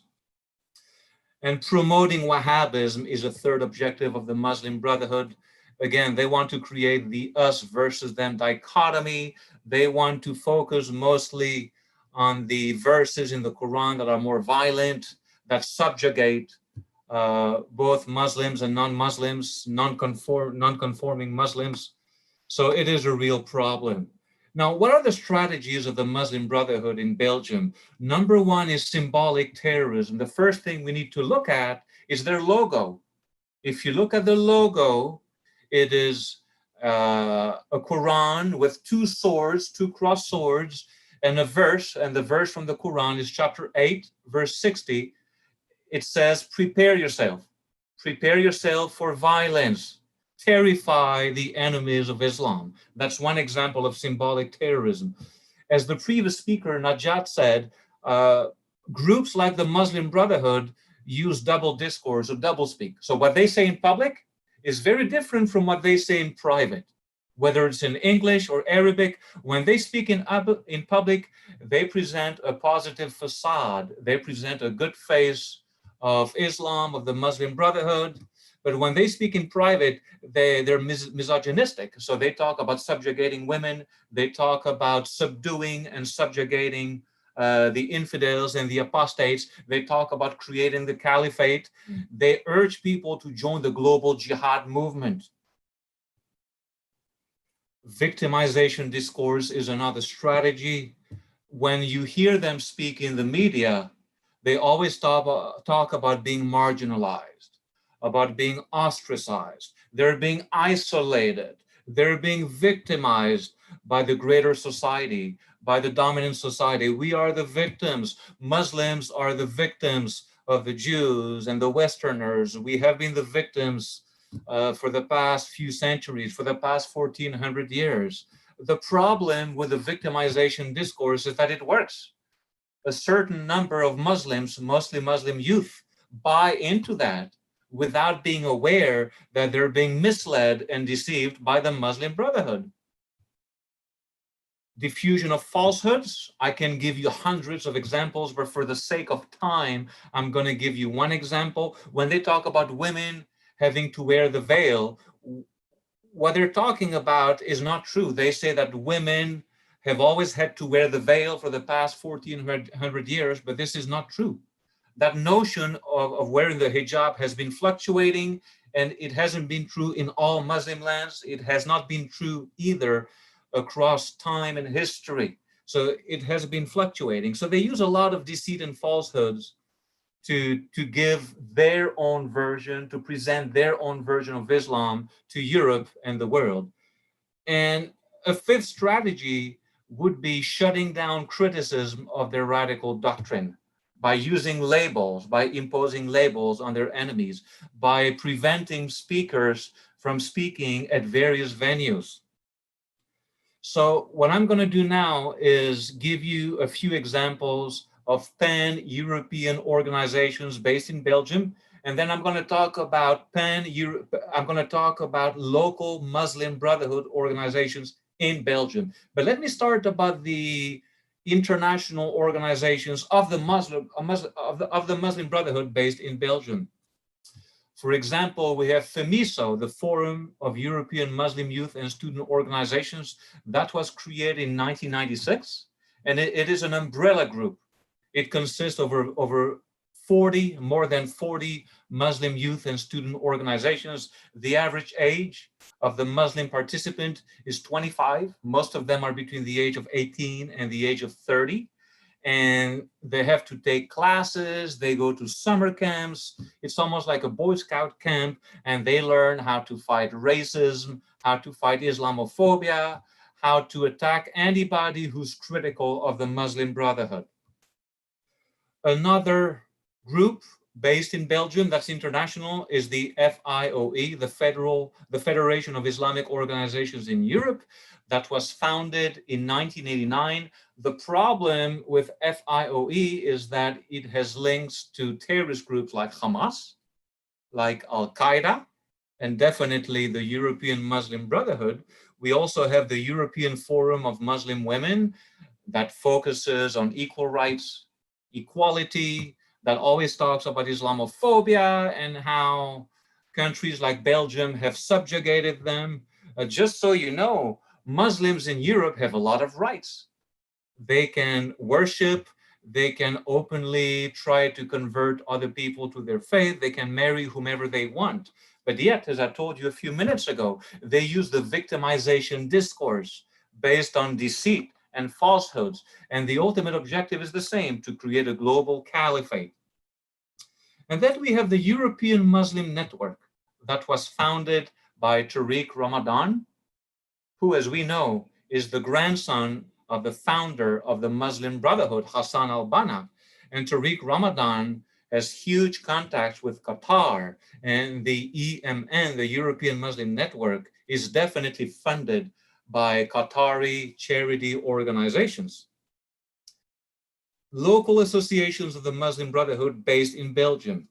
This one, the first one, the League of Muslims in Belgium, the LMB, has been designated by the UAE, by the United Arab Emirates, as a terrorist organization in 2014. And the UAE also designated CARE, the Council on American Islamic Relations, as a terrorist organization. Now, why should it be called a terrorist organization?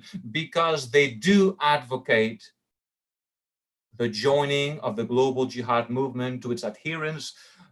This is the most important one in Belgium. It's based in Brussels, but it has tentacles in Ghent, in Antwerp, in various cities in Belgium, and they're being funded by Qatar, and they're doing everything they can to turn Belgium and then the rest of Europe into a Muslim country and a Muslim continent.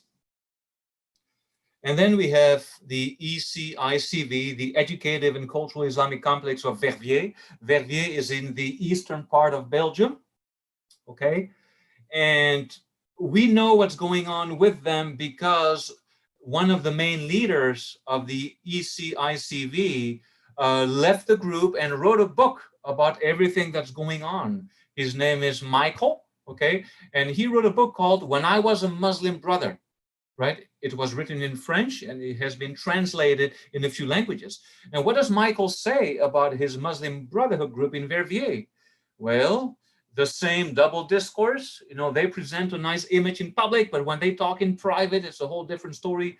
They urge Muslims to join the global jihad movement. They're misogynistic. They talk against women. They talk against infidels and the apostates. We have Empowering Belgian Muslims, the EMBEM, and their specific tactic is to shut down anybody who tries to blow the whistle on the Muslim Brotherhood. For example, the most famous French author today is Éric Zemmour, right? Let's call him Eric. And he wrote a book a few years ago called The French Suicide. And the French Suicide that came out in 2014 is based on the premise that countries like France and Belgium are committing cultural suicide, in the sense that they do not listen to smart people like people working for the UAE or Saudi Arabia who have warned Europe to be careful of the Muslim Brotherhood. The Muslim Brotherhood is a snake. It is a clear and present danger, but most Western governments are not listening to the UAE and to people who are warning Europe. So Éric Zemmour was not allowed to speak in any venue in Belgium because groups like the EMBM have been shutting down people like Eric. And I can talk about other minor groups like the Active Diversity Entrepreneurs. No, it sounds like a business group, but it is also a snake. That wants the caliphate and the collective against Islamophobia in Belgium. Any criticism of the Muslim Brotherhood will be conflated with Islamophobia. So if you take a step back, you look at the big picture. What's going on here? Well, what's going on is that the Muslim Brotherhood is not a monolithic entity. It is not a single, it is not like a structure that looks the same everywhere. Just like the octopus and tentacles, they will use various strategies and tactics to convince the world that they are the ones who should lead the world and create the caliphate. Well, I would like to thank you for listening to this. I'm looking forward to listening to answering questions in the Q&A. Thank you. Thank you, Dr. Metasits. You can stop sharing your screen. Thank you very much. We have two more speakers for this session. Moving on to Dr. Noha Malor, who will be speaking on the future of the Muslim Brotherhood's media rhetoric. Dr. Malor is an academic based in London. She is the author of several books on Arab media and culture, including The Making of Arab News, Modern Arab Journalism, Reporting the MENA Region, and Voice of the Muslim Brotherhood, which was her latest publication. She has also recently co-edited the first comprehensive handbook on Arab media, which was published this year. Dr. Malor is also a former journalist at the BBC World Service. She has published commentaries in several outlets, including the New York Times, Reuters, and Financial Times. She has contributed to several international organizations, including Freedom House, Oxford Analytica, the EU Mediterranean Diplomats Training in Malta, and also the Danish Institute for International Studies. So without any further ado, Dr. Malor, please take it away.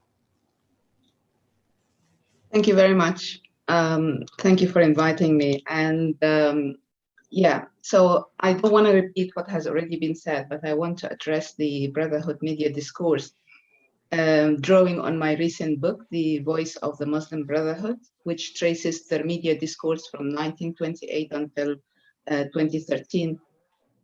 And my core argument is that the Brotherhood media have been used to brand the movement. And especially after 2013, their TV and online media have ironically magnified the tensions within the movement, demonstrating the identity contestations among the members. I argue in the book. Sorry? I know that. I messed it up. I'm just going to be upset all day, but that's okay. Sorry. Can you hear me? Yes, Dr. Malor, please continue.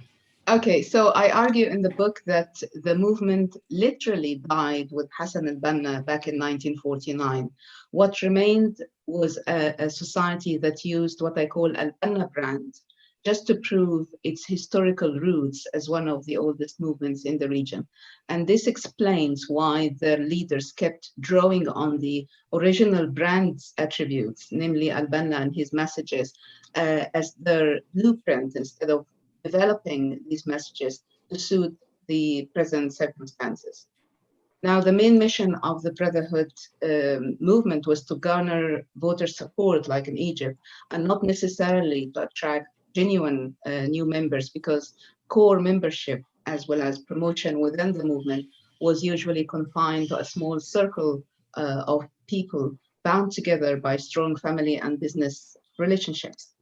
In my book, I suggest a timeline of their media activities, which demonstrates the rise and decline of their media discourse. And I divided it into 6 stages. So I refer to the book, of course, and I urge you all to read it. But their media was intended to serve several functions: to mobilize supporters, to attract attention to its unique, what I call faith brand, and to provide a platform for the leaders, not anybody, but the leaders, to promote their decisions.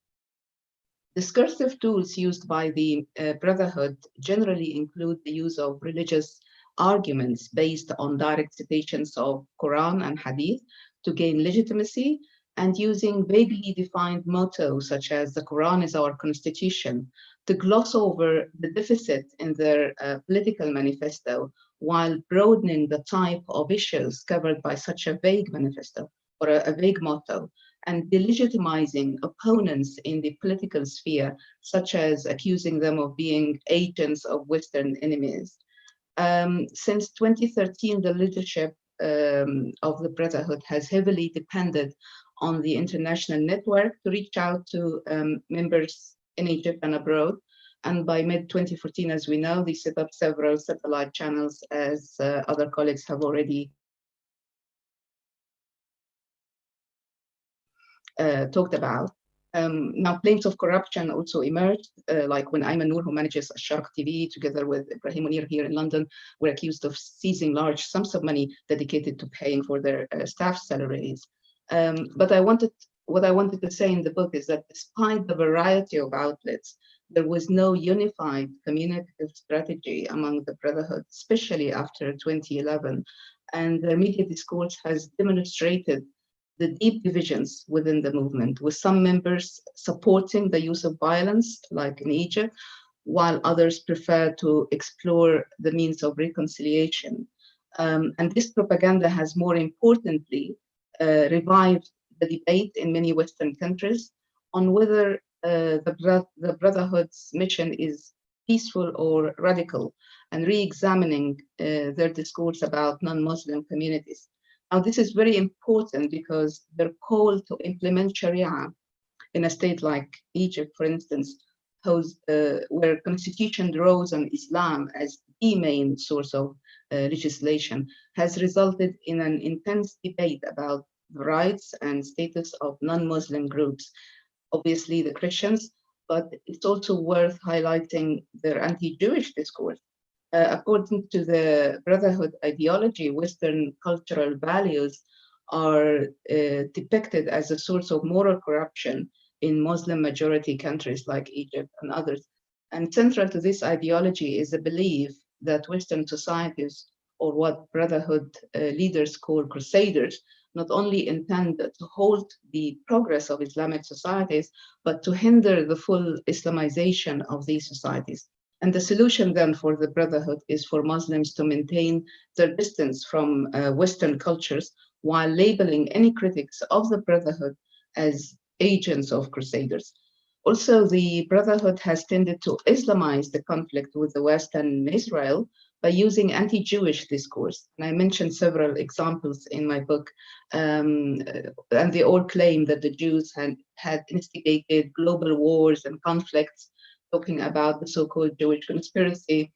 And this discourse is still alive in the leader statements. In fact, their leaders tend to depict Western countries and Israel as an alliance of plotters against the Islamic nations. Now, throughout the past decades, their media has repeated the same narrative, claiming that the events facing the whole region were part of a calculated plot against Islam, which the good Muslims ought to win in the end, and the Brotherhood has assigned itself the role of the leader to lead Muslims in their jihad against the enemies.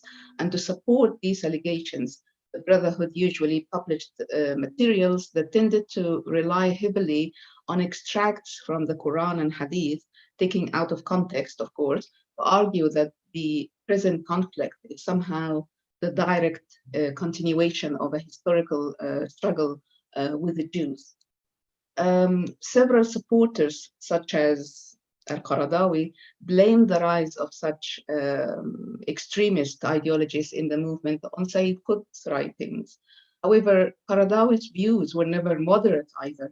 For instance, in one of his famous books, aiming to refute the Takfiri ideology, he defended the Takfirists, arguing that one of the reasons behind the Takfiri trend was what he calls the leniency of the clerics towards those Qaradawi called infidels. And then he went on to identify the true infidels as those who denounce their faith, singling out the communists, secularists, and members of selected sects such as the Druze. So in summary, the movement branded itself as the only viable movement, and it commanded its members to dissociate themselves from other groups in society and to refrain from reading material deemed by the Brotherhood as aiming to destroy Islamic ideas. So instead of encouraging learning about and debating ideas, the movement leadership engaged members in a tacit and constant war with the West. If some members called for a debate or more transparency, they could be accused of serving the Western agenda in causing internal divisions. Now, I think we should actively engage in deconstructing this conspiracy theory by questioning the quality and reliability of its evidence and disputing its foundation instead of either dismissing the concept as an irrational paranoia or embracing it as the only truth without verifying its simplified view. What the whole region, the Arab region, needs is knowledgeable citizens whose access to information can help them to participate as fully as possible in public life and to gather information and looking for hidden biases and understanding one's own bias as well. Only serious debates and critical thinking can lead to tolerance, respect, and acceptance of the diversity of Arab societies, because analytic thinking cannot live alongside Takfiri ideology. As for the future of the Brotherhood, I refer here to a conference held in September in 2019, organized by the Brotherhood International Network in Turkey, to discuss the future of the movement. And it was promoted as a form of a call for reform of the movement. Now, the challenge with such calls for reform, in my view, is that it's unlikely to create consensus within the movement, divided between an old guard that clings to traditional messages of al-Banna versus a new guard that seeks to part company with the past and start afresh. Also, any reinvention of the movement, like drawing on different branding tactics, may result in a movement that hardly resembles Hassan al-Banna's original project. So ultimately, the movement runs the risk of instigating a new stage of soul searching that may last for at least another generation. So I will stop here. Thank you. Thank you, Dr. Mallour. We'll be moving on now to our final speaker for this day, and he is Mr. Muhammad Al-Sawafi. who will also be speaking in Arabic. Mr. Al-Sawafi is the Director of the Parliamentary Media Department in the UAE's Federal National Council.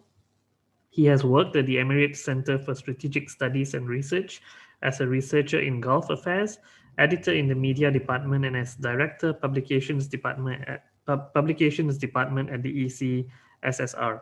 He holds a master's degree in international relations from Coventry University in the United Kingdom. Mr. Al-Sawafi also writes articles in several Emirati newspapers on issues related to political Islam in Iran. He also frequently appears in television talk shows and shares his views on the UAE's foreign policy. So we'd love to hear more from you, Mr. Al-Sawafi. Please, kindly, if you could begin. Thank you very much. شكرا لك سيد الرئيس، وشكرا للزملاء المتحدثين، وشكرا لمركز ترندز على الاستضافة. بداية يعني أعتقد أن أنا راح لو تكلمت بكل ما تحمله الورقة راح أكرر نفسي، لذلك سأتبع استراتيجية أو تكتيك من نقطتين. الأولى الاختصار الشديد، والنقطة الثانية أني أنا بس أعطي رؤوس أقلام فيما يخص الورقة اللي أنا يعني أعددتها لهذه هذا المداخلة. طبعا العنوان اللي نتكلم فيه هو استكمال لما طرحته الدكتورة نهى فيما يخص مستقبل الإعلام الإخوان. المداخلة هي كانت عبارة عن قراءة نقدية للإعلام الإخوان، وكذلك الإعلام التابع لهم والموالي اللي هو الإخوان. تطرقت في هذه النقطة أو ركزت على نقطة ما بعد 2011 باعتبار أنها هي كانت المرحلة الفارقة في هذا التنظيم. والنقطة الثالثة أو فيما يحملتها لهذه الورقة أن الحديث عن الإعلام أنا أراه أن لا راح يكون يعني ناقص أو مبتور إذا لم نتطرق إلى محتوى ما يحمله هذا الإعلام من المادة في داخلها. لا نكتفي بالوسائل فقط، ولكن المحتوى كذلك خطير. أحيانا تكون القنوات معروفة ولكن المحتوى ممكن ما تكون واضح، خاصة في مع التنظيم. نحن نعتقد أنه أكثر صفة يتمتع بها هي صفة الكتمان والسرية. النقطة الأخرى في هذه الورقة أن الحديث عن تجربة الإخوان المسلمين كذلك تبدو ناقصة، أو إذا ما ركزنا على مصر باعتبار أنها هي الدولة اللي نشأ فيها، وهي كذلك نقطة مركزية للإخوان في الانطلاق سواء كان اجتماعيا أو سياسيا أو إعلاميا. فالإعلام إذا كنموذج للدراسة في أي منطقة فيما يخص الإعلام، التركيز على الإعلام الموجود في مصر هي النقطة الرئيسية. صح الآن هم موجودين خارج مصر، ولكن تبقى مصر هي الأساس وهي النقطة الرئيسية في الحديث عنهم. طبعا أنا قسمت الورقة إلى 4 محاور. المرحلة أو المحور الأول سميتها مرحلة ما قبل 2011.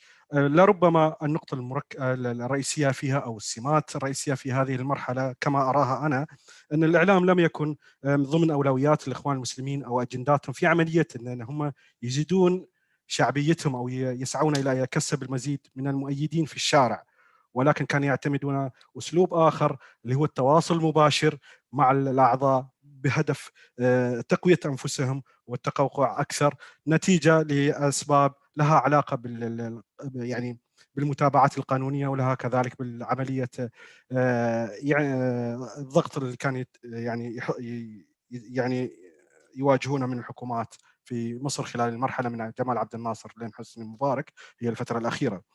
طبعا هذا منطقي، هذه الصفة أو عملية عدم الظهور الإعلامي والتركيز فقط على التعليم وعلى المجلات، وحتى في ظهورهم الإعلامي إذا تواجدوا فلم يكن للتضاغط السياسي أو لم يكن كذلك للطرح السياسي، وإنما كان لأسباب مجتمعية أو أسباب تعليمية. فهم في طرحهم كان بعيد عن السياسة إلا في مرحلة ما بعد 2011. طبعا هذه المرحلة ما بعد 2011 وخاصة يعني بعد لقائهم يعني مع عمر سليمان هي المرحلة الثانية، وهي مرحلة التمكين الإعلامي إذا صح التعبير فيما يخص الإخوان. فالمرحلة هذه نعم كان عندهم مثل ما ذكروا الزملاء إعلام سابق قبل 2011 وأنهم كانوا إعلام إلكتروني، ولكن لم يكن بتلك القوة وبذلك الظهور الكبير. ولكن ما بعد هذه المرحلة وبعد هذا يعني لقائهم مع عمر سليمان أحسوا أنهم هم أصبحوا يعني ثقل سياسي، أصبح لهم ثقل سياسي، وأصبح أنهم بإمكانهم الظهور الإعلامي. فكانت لهم قنوات، ممكن مصر 25 وكذلك صحيفة العدالة والحرية مثل ما ذكر الدكتور باسل في البداية. هذه نعم بدوا يظهرون، طبعا أمثلة كثيرة فيها، وظهروا في الإعلام كذلك، وصار عندهم برامج حوارية كثيرة. هذه المرحلة الثانية. المرحلة الثالثة سميتها أو مرحلة ما بعد 2013 اللي تمثلت بعد ثورة يوليو، وكان اتسمت هذه المرحلة بالمظلومية والتشكيك والتحريض. طبعا يعني حاولوا يودوا خطابهم للعالم، وأصبح لهم حضور عالمي، أنهم هم يعني سقطت حكومتهم اللي هي الحكومة الديمقراطية، وكانوا يعني يحاولون استعطاف العالم أو استعطاف الرأي العام العالمي وكذلك الدول الكبرى للحصول على أي دعم في مسألة العودة مرة ثانية إلى الحكم. التشكيك دائما هم وما زالوا إلى الآن يستخدمون التشكيك بشرعية الحكومات، وخاصة الحكومة المصرية اللي هي سموها حكومة الانقلاب، ويشككون كذلك بالنظم العربية الموجودة. وهذا أنا في نظري لا يخدمهم في ظل وعي الشارع العربي، وعي الإنسان العربي، وكذلك الخطاب اللي أسمع من الزملاء في أوروبا كذلك وفي الدول الغربية. وهذا ما يعني نعتقد أن كذلك أن أدركوا مدى خطورة هذا التنظيم اللي نحن لازلنا نعاتب الغرب في عملية احتضانه وتواجده. فاليوم نحن أمام مرحلة جديدة. أعتقد ترامب ممكن في مراحل الأخيرة ولا يعني صنفهم كإرهابيين، ولكن ما حدث في فرنسا وفي النمسا كفيل بأنه يتحول الخطاب، ومعرفتهم كذلك عن هذا التنظيم وخطورته، وبالتالي راح يكون تأثيره على وسائل الإعلام وعلى ظهورهم الإعلامي. هذا ما نتوقع منهم. طبعا هذه المرحلة الثالثة فيما يخص طبيعة الإعلام. الأخواني أنا حاب أختصر كذلك، أنتقل إلى نقطة استشراف المستقبل فيما يخص الخطاب الإعلامي أو العلاقة بين الإعلام والإخوان. راح أركز على نقطتين أو 3 نقاط تحديدا، وكل نقطة فيها تقريبا بعض الأفكار الموجودة فيها. طبعا المتخصصين معنا تطرقوا لها بكثرة يعني وتكلموا عنها، ولكن لا يمنعني أنا أعيد الأفكار كنوع من الترسيخ. طبعا الأدوات، إذا تكلمنا عن الأدوات، هم الآن يعتقدون يستخدمون كل وسائل الإعلامية بما فيهم وسائل التواصل الاجتماعي، ولكن تأثيرهم كما يبدو لي أن التأثير يعتمدون على التأثير على تلفزيون تحديدا وعلى شخصيات معينة. الاثنين هم لا يخدمهم في هذا الزمن. طبيعة الشريحة اختلفت، وطبيعة الشباب الموجودين اختلفوا كذلك. أتكلم من ناحية اعتقادنا نحن هنا كمدى تأثيرهم الآن على الساحة، هم ما لهم تأثير، لأن الجيل الشباب ما راح يعني لم يعد يسمع خطابهم الإعلامي عندنا في الدول العربية عموما. فالأدوات اللي يستخدمونها غير صحيحة، وحتى المحتوى، مسألة التشكيك في الشرعيات لم تعد صالحة. الخطاب شتائم، وهذا ما صار مقنع، ما عفى عليه الزمن، ولم تعد الشعوب العربية مقتنعة بما يطلقونها. فإذا مستقبلهم واضح في هذه النقطتين. إذا انتقلت للنقطة الأخرى في موارد البشرية والمالية. تركيزهم حد الآن على شخصيات إعلام قديم، على شخصيات خلنا أذكرهم بالاسم لربما يكون أوضح. محمد ناصر، معتز مطر، أعتقد مو بهم مقنعين للشارع العربي ولا كذلك الموجودين عندهم. أما دخول شريحة جديدة أنا أشك فيها. ما في شريحة جديدة من الشباب قادر عنده رغبة للانضمام إليهم. فلذلك فيما يخص الكوادر ما أعتقد أن ما عندهم تأهيل أو عملية استمرار بوجود كوادر إعلامية فيها عندهم. الجانب المالي، نقدر نقول نحن أن قطر هي الدولة الوحيدة اللي ما زالت أن هي تدفع لهم، وخاصة الجزيرة وممكن العربي. ومع ذلك أزمات الدولية كفيلة بأن تجعل هذا المورد أو هذه الصفة تقل عندهم وتراجعون. فأيضا كذلك لا يبشر بالخير مستقبلهم الإعلامي في هذه الجانبين. أنتقل إلى البيئة الدولية الحاضنة للإخوان. شرحته ممكن كان آخرهم ترامب والآن ماكرون، وأعتقد النمسا كذلك. ويعني في تراجع في عملية، في قناعات في السياسات لدى السياسيين الغرب في هذا التنظيم. لذلك مسألة أن نحن استمرارية الدعم غير موجود كحاضنة دولية. انقسامات داخلية كذلك قد لا تكون نقطة مباشرة، ولكن لها تأثير في عملية التأثير الإعلامي. إذا القيادات في الداخل غير منظمة، أعتقد الخطاب الإعلامي لن يكون صالح. هذا كل ما عندي فيما يخص الورقة اللي فيها نقاط كثيرة، ولكن الزملاء كفوا ووفوا وما قصروا. لكن إذا اختصرت كخاتمة، عندي 3 نقاط تسمح لي سيد الرئيس. أن الإعلام الإخواني بدأ تقريبا في الظهور في ما بعد 2011. هذه أنا أعتقد كذي كظهور إعلامي قوي. نعم تواجد من قبل في فترة كإعلام كأشخاص، ولكن كمؤسسات ما أعتقد. النقطة الثانية أن مستقبل الإعلام والإخوان مش ممكن تتكلم عنها، ليس بالإمكان التحدث عنها دون الحديث عن الأزمة الداخلية. لا، هناك أزمة وهناك انقسامات في الداخل، هذا يأثر على العمل بشكل عام وعلى الظهور. النقطة الثالثة، محتواهم أكاد أؤكد غير مقبول عندنا. وشكرا لك سيد الرئيس.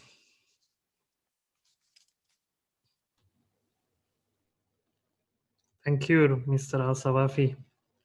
So I'm cognizant of the little time that we have left. In fact, I think that we've kind of run overboard with this session, but we have a couple of questions, and I'll maybe limit it to 2 or 3 questions that we can perhaps go through.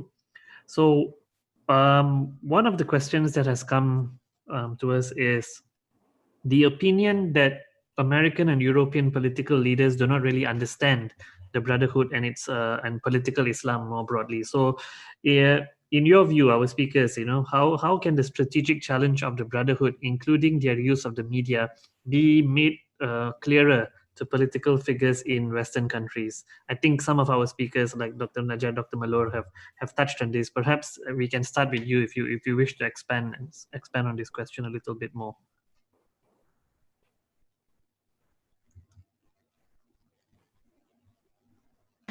Who's you, Dr. Noha or me? Dr. Najjar, maybe we can get you to unmute. Okay. I just want to I want to know the question is directed to whom. I thought to Dr. Noha.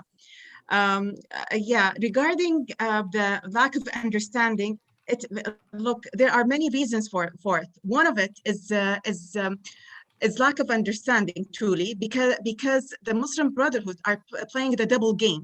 As we said previously, they show that they are moderate. Some of them look some of them are intellectual. They are academic, and they speak multi-languages, but they don't show their true ideologies to the Western world. So accordingly, they could deceive a lot the Western public and the Western politicians, because of those people do not know the language, first of all, and they do not know the culture. So some of them haven't read or haven't seen what has been exposed in Arabic, and that's what we, the other part, should be informing the West. So that's why we should emphasize on talking in English, on writing in English, so the public, the Western public, should understand that. This is number one. Number two, and I see it quite dangerous, okay, because there's a huge split inside the Western world. For example, the leftists want to fight the right parties in the West. So what they do, they use all the parties that are against the right. So accordingly, they don't want to fight the Islamists in Europe and the US because they're using them for their own political interest on the expense of fighting terrorism. And here comes the danger. Otherwise, why we think that some members or sympathizers with the Muslim Brotherhood are in Congress and in European politics? Because they are using them for their own agenda on the expense of fighting terrorism. So here, tell me, what is more important to you, fighting terrorism or your political agenda? So that's why, sometimes we ask ourselves, since you know all of these facts about the Muslim Brotherhood, why you are keeping them there? why you are keeping them even powerful in Europe and in the United States. The third thing that should be done, the other counterpart, those who are against political Islam and against the Muslim Brotherhood, should be working much more. They should be writing, as I said, targeting both left and right media in the West to make at least the Western public aware of it. There should be definitely satellite channel in English, and I like really the work that Memory is doing. They're doing excellent job. I wish we can emphasize on that and do something much more powerful and funded on that matter, because if we keep speaking in Arabic as if we are speaking to ourselves, we have to expose that to the whole globe. And definitely, we have to work in lobbies. Unfortunately, the anti-political Islam in the region doesn't have a strong grassroots base in the West. Or most of their dealing is dealing with governments, while the other part, they have grassroots base. For example, Qatar has really strong base in the US. They have the strong base with the Arab American Muslim Brotherhood in Europe and in the US. They're using that. While, for example, Saudi Arabia and the UAE do not have that grassroots base. So accordingly, they are weak to influence the public in the West. They don't have that hard grassroots, and that's what they should be playing through more putting more effort with the Arab American community, for example, and try to establish institutes that counterpart institutes like CARE and like MAS. That's in my point of view. Thanks. Yeah, if I may add to that, I mean, there are many reasons, and I like to believe that Western governments, like European governments, have good intention in that they want to, spread the virtue of diversity and respecting the others and tolerance. But as I said, I believe that we can't really spread or subscribe to that value of tolerance without debating the conspiracy theory promoted by the Brotherhood and the like. But also, like Jonathan has talked about, the Brotherhood International Network, like in Europe, is quite strong, and somehow throughout the past decades, they managed to convince European governments that that their network somehow has or can mobilize Muslim communities in Europe, like here in the UK, when in fact this is far from true, because Muslim communities in Europe are very diverse, like here in the UK, they are very diverse. You can't claim to actually lead them or be able to mobilize them. So I don't want to say that European governments are naive. They are not, but as I said, I would like to believe that they had good intention at heart. So, but what I believe now is that we really have to, it's time to engage with the conspiracy theory promoted by any group, not just the Brotherhood, by any Islamist group. And as I said also in my talk, I think the many Western governments have now realized the contradictory messages within by the Brotherhood leaders, oscillating between messages calling for violence versus those calling for reconciliation, but also for the sake of misinformation, which has become a very big word at the moment. So, for instance, I can refer to the Facebook published just last week, a report about inauthentic behavior. So in their report from last week, they said that they have already singled out around 30 or over 30 fake Facebook accounts. They removed them, along with, I can't remember, 20 something Instagram accounts operated, as they said, by individuals in Egypt, Turkey, and Morocco associated with the Brotherhood. And they targeted countries like Egypt, Libya, Tunisia, Yemen, and Saudi Arabia. So for the sake of not spreading misinformation, we should also engage with what they with this conspiracy theory. if I may add something, the problem with most European countries, they do not allow voices like our voices to speak out. In Belgium, it's a one voice policy. The media is owned by the government, so you will never have Fox News or any right wing or any independent media source telling the truth on the Muslim Brotherhood. So people like us get shut down. So I wish European countries, and I'm talking about continental Europe, had more freedom to speak out.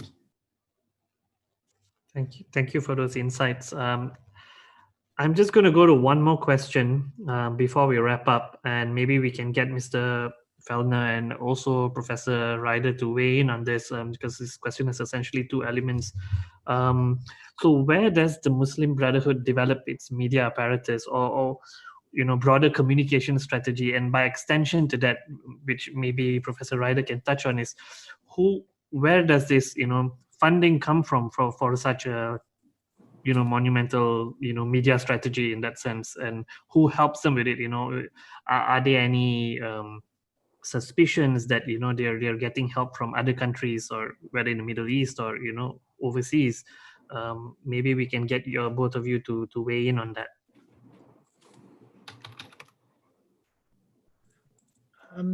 I think it's quite difficult to precisely pinpoint who supplies the funding. This is part of the difficulty with any research, scholarly activity, or investigation into any form of alleged funding. And there are some publications by the Financial Action Task Force that suggest certain private donors in named countries provide finances, but of course, and unless people are convicted in a court of law, I don't think it's appropriate for me to suggest what the countries are, and that's part of the problem with any funding avenues. I think what we found through our research is that there are so many different funding avenues which can be exploited. That can be through private donors. It's very well documented examples of 9/11 and the official inquiries and academic studies into that, how that was perceived to have been financed. So I'm sorry, I can't give a specific answer, but because there are multiple sources available, what we found is that certain organizations with links into terrorism entities can exploit a multitude of funding avenues, which makes it very difficult to firstly precisely say who finances them, and secondly, in terms of law enforcement agencies, to actively investigate them and then prosecute. So I'm sorry I can't give a specific example, but it is very much based upon secondary sources, which I really wouldn't want to sort of affirm without the more detailed study. So I'm sorry, I'm not trying to be uncommittal, but I just don't think there is a clear answer to the question, I'm afraid. Yeah, I mean, for the TV channels, the Muslim Brotherhood TV channels in Turkey, I was trying to find out on the net, like who owns them, who financed them, and it's practically impossible to find it out. Like it's not a matter of public records; they don't identify themselves as anything, and with open sources, you just, I mean, with some exception, like Shark TV was bought by Ayman Noor, but who knows where he got his money and who's behind him, and so there isn't a good answer to that, unfortunately.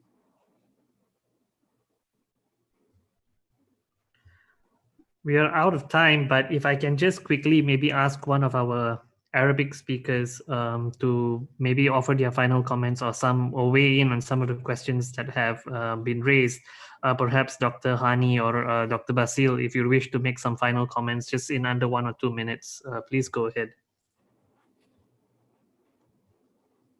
Sure, go ahead, Dr. Basil. من الدراسات اللي اطلعنا عليها والبحوث، وشفنا العلاقات الصميمية بين القناة القطرية جزيرة تحديدا، وبين القنوات الميادين أو القنوات التلفزيونية الأخرى، وجدنا هناك ثمة علاقات قوية.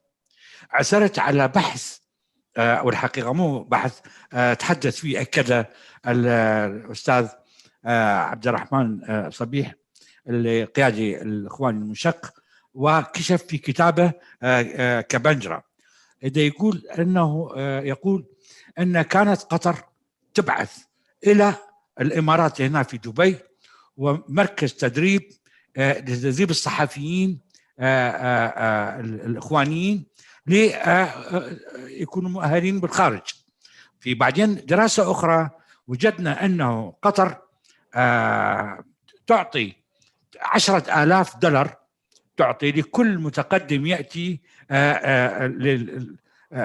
يقدم برنامج أو يقدم فعالية في قناة الجزيرة، نوع من الدعم التمويلي الغير مباشر بالنسبة إلى القنوات.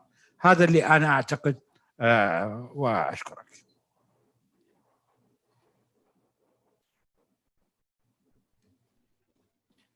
Thank you, Dr. Basu. Dr. Hani, please. Yes.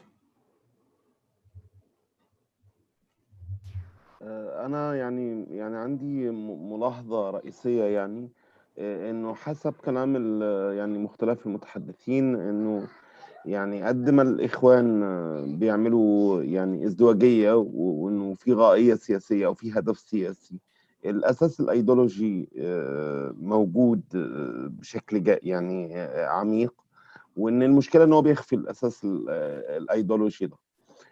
أنا بس منضم للدكتورة نهى، يعني نظرية المؤامرة، التخوين، الاحتكار الوطنية، الأمور اللي هي في الأسلوب الإخواني، سمات في الخطاب الإخواني نفسه، مهم يعني كشفها باستمرار، ومهم تمكين القيم المضادة لها.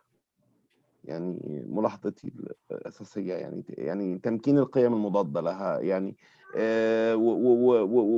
وإن يعني أنا شايف إن في ملاحظة مهمة جدا يمكن أشار ليها الدكتور الصوافي، التجربة بقت عائق مهم للإخوان في الصعود مرة ثانية. تجريب الإسلاميين أفشلهم، تجاربهم في كل مكان، تجربتهم في مصر، تجربتهم في أكثر من مكان، لأن هم عندهم فكر الجماعة مش فكر الدولة، أو فقه الجماعة مش فقه الدولة، لم ينتقلوا لهذه المرحلة. فتوثيق التجربة والتركيز على فكرة التجربة والتركيز على إنكارهم لأخطاء التجربة، أعتقد أمور تعيقهم عن العودة مرة ثانية. أنا بتفق مع الرؤية اللي بترى إن مستقبلهم مشوش، لكن هم الآن بيركزوا أكثر يعني على ما يصورونه يعني أخطاء للآخرين، أو يركزوا على الأزمات الداخلية أو على شكاوى الناس في بعض البلدان من نتيجة الأزمات زي كورونا وغيرها. بيحاولوا يوظفوا أي شيء من باب الحرص على الحياة والحرص على الوجود، لكن هم حقيقي في أزمة كبيرة لم يمروا بها من قبل. هم كانوا من قبل بيتكلموا في فكرة الوعد، احنا لما نيجي هتبقى الدنيا يعني أجمل ما تكون، وحين أتوا يعني كانت الدنيا أقبح ما تكون. فالناس لن يعني العائق الشعبي الآن أكثر من عائق الدولة بالنسبة للإخوان. أشكركم جدا. Thank you, Dr. Hani. Thank you. So I would love to continue this discussion, ladies and gentlemen, but unfortunately we're out of time. On behalf of the organizers, I'd like to thank all our panelists once again for taking the time to join us today to share your knowledge and expertise. Before we leave, I'd just like to quickly point out on behalf of Trends that they will be holding another e-symposium, which will be entitled Artificial Intelligence, Fiction to Reality, which is planned for Tuesday, the 24th of November, which will also begin at 7 p.m. UAE local time.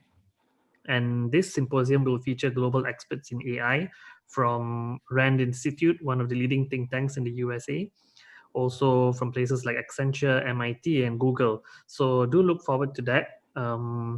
Once again, a big thank you to Trends as well for organizing this timely symposium. Thank you to all our speakers for contributing to this discussion, and to our audience members, thank you for joining us today, and we hope to see you again at the next symposium. Assalamu alaikum, and very good evening or good night to wherever you are. Thank you.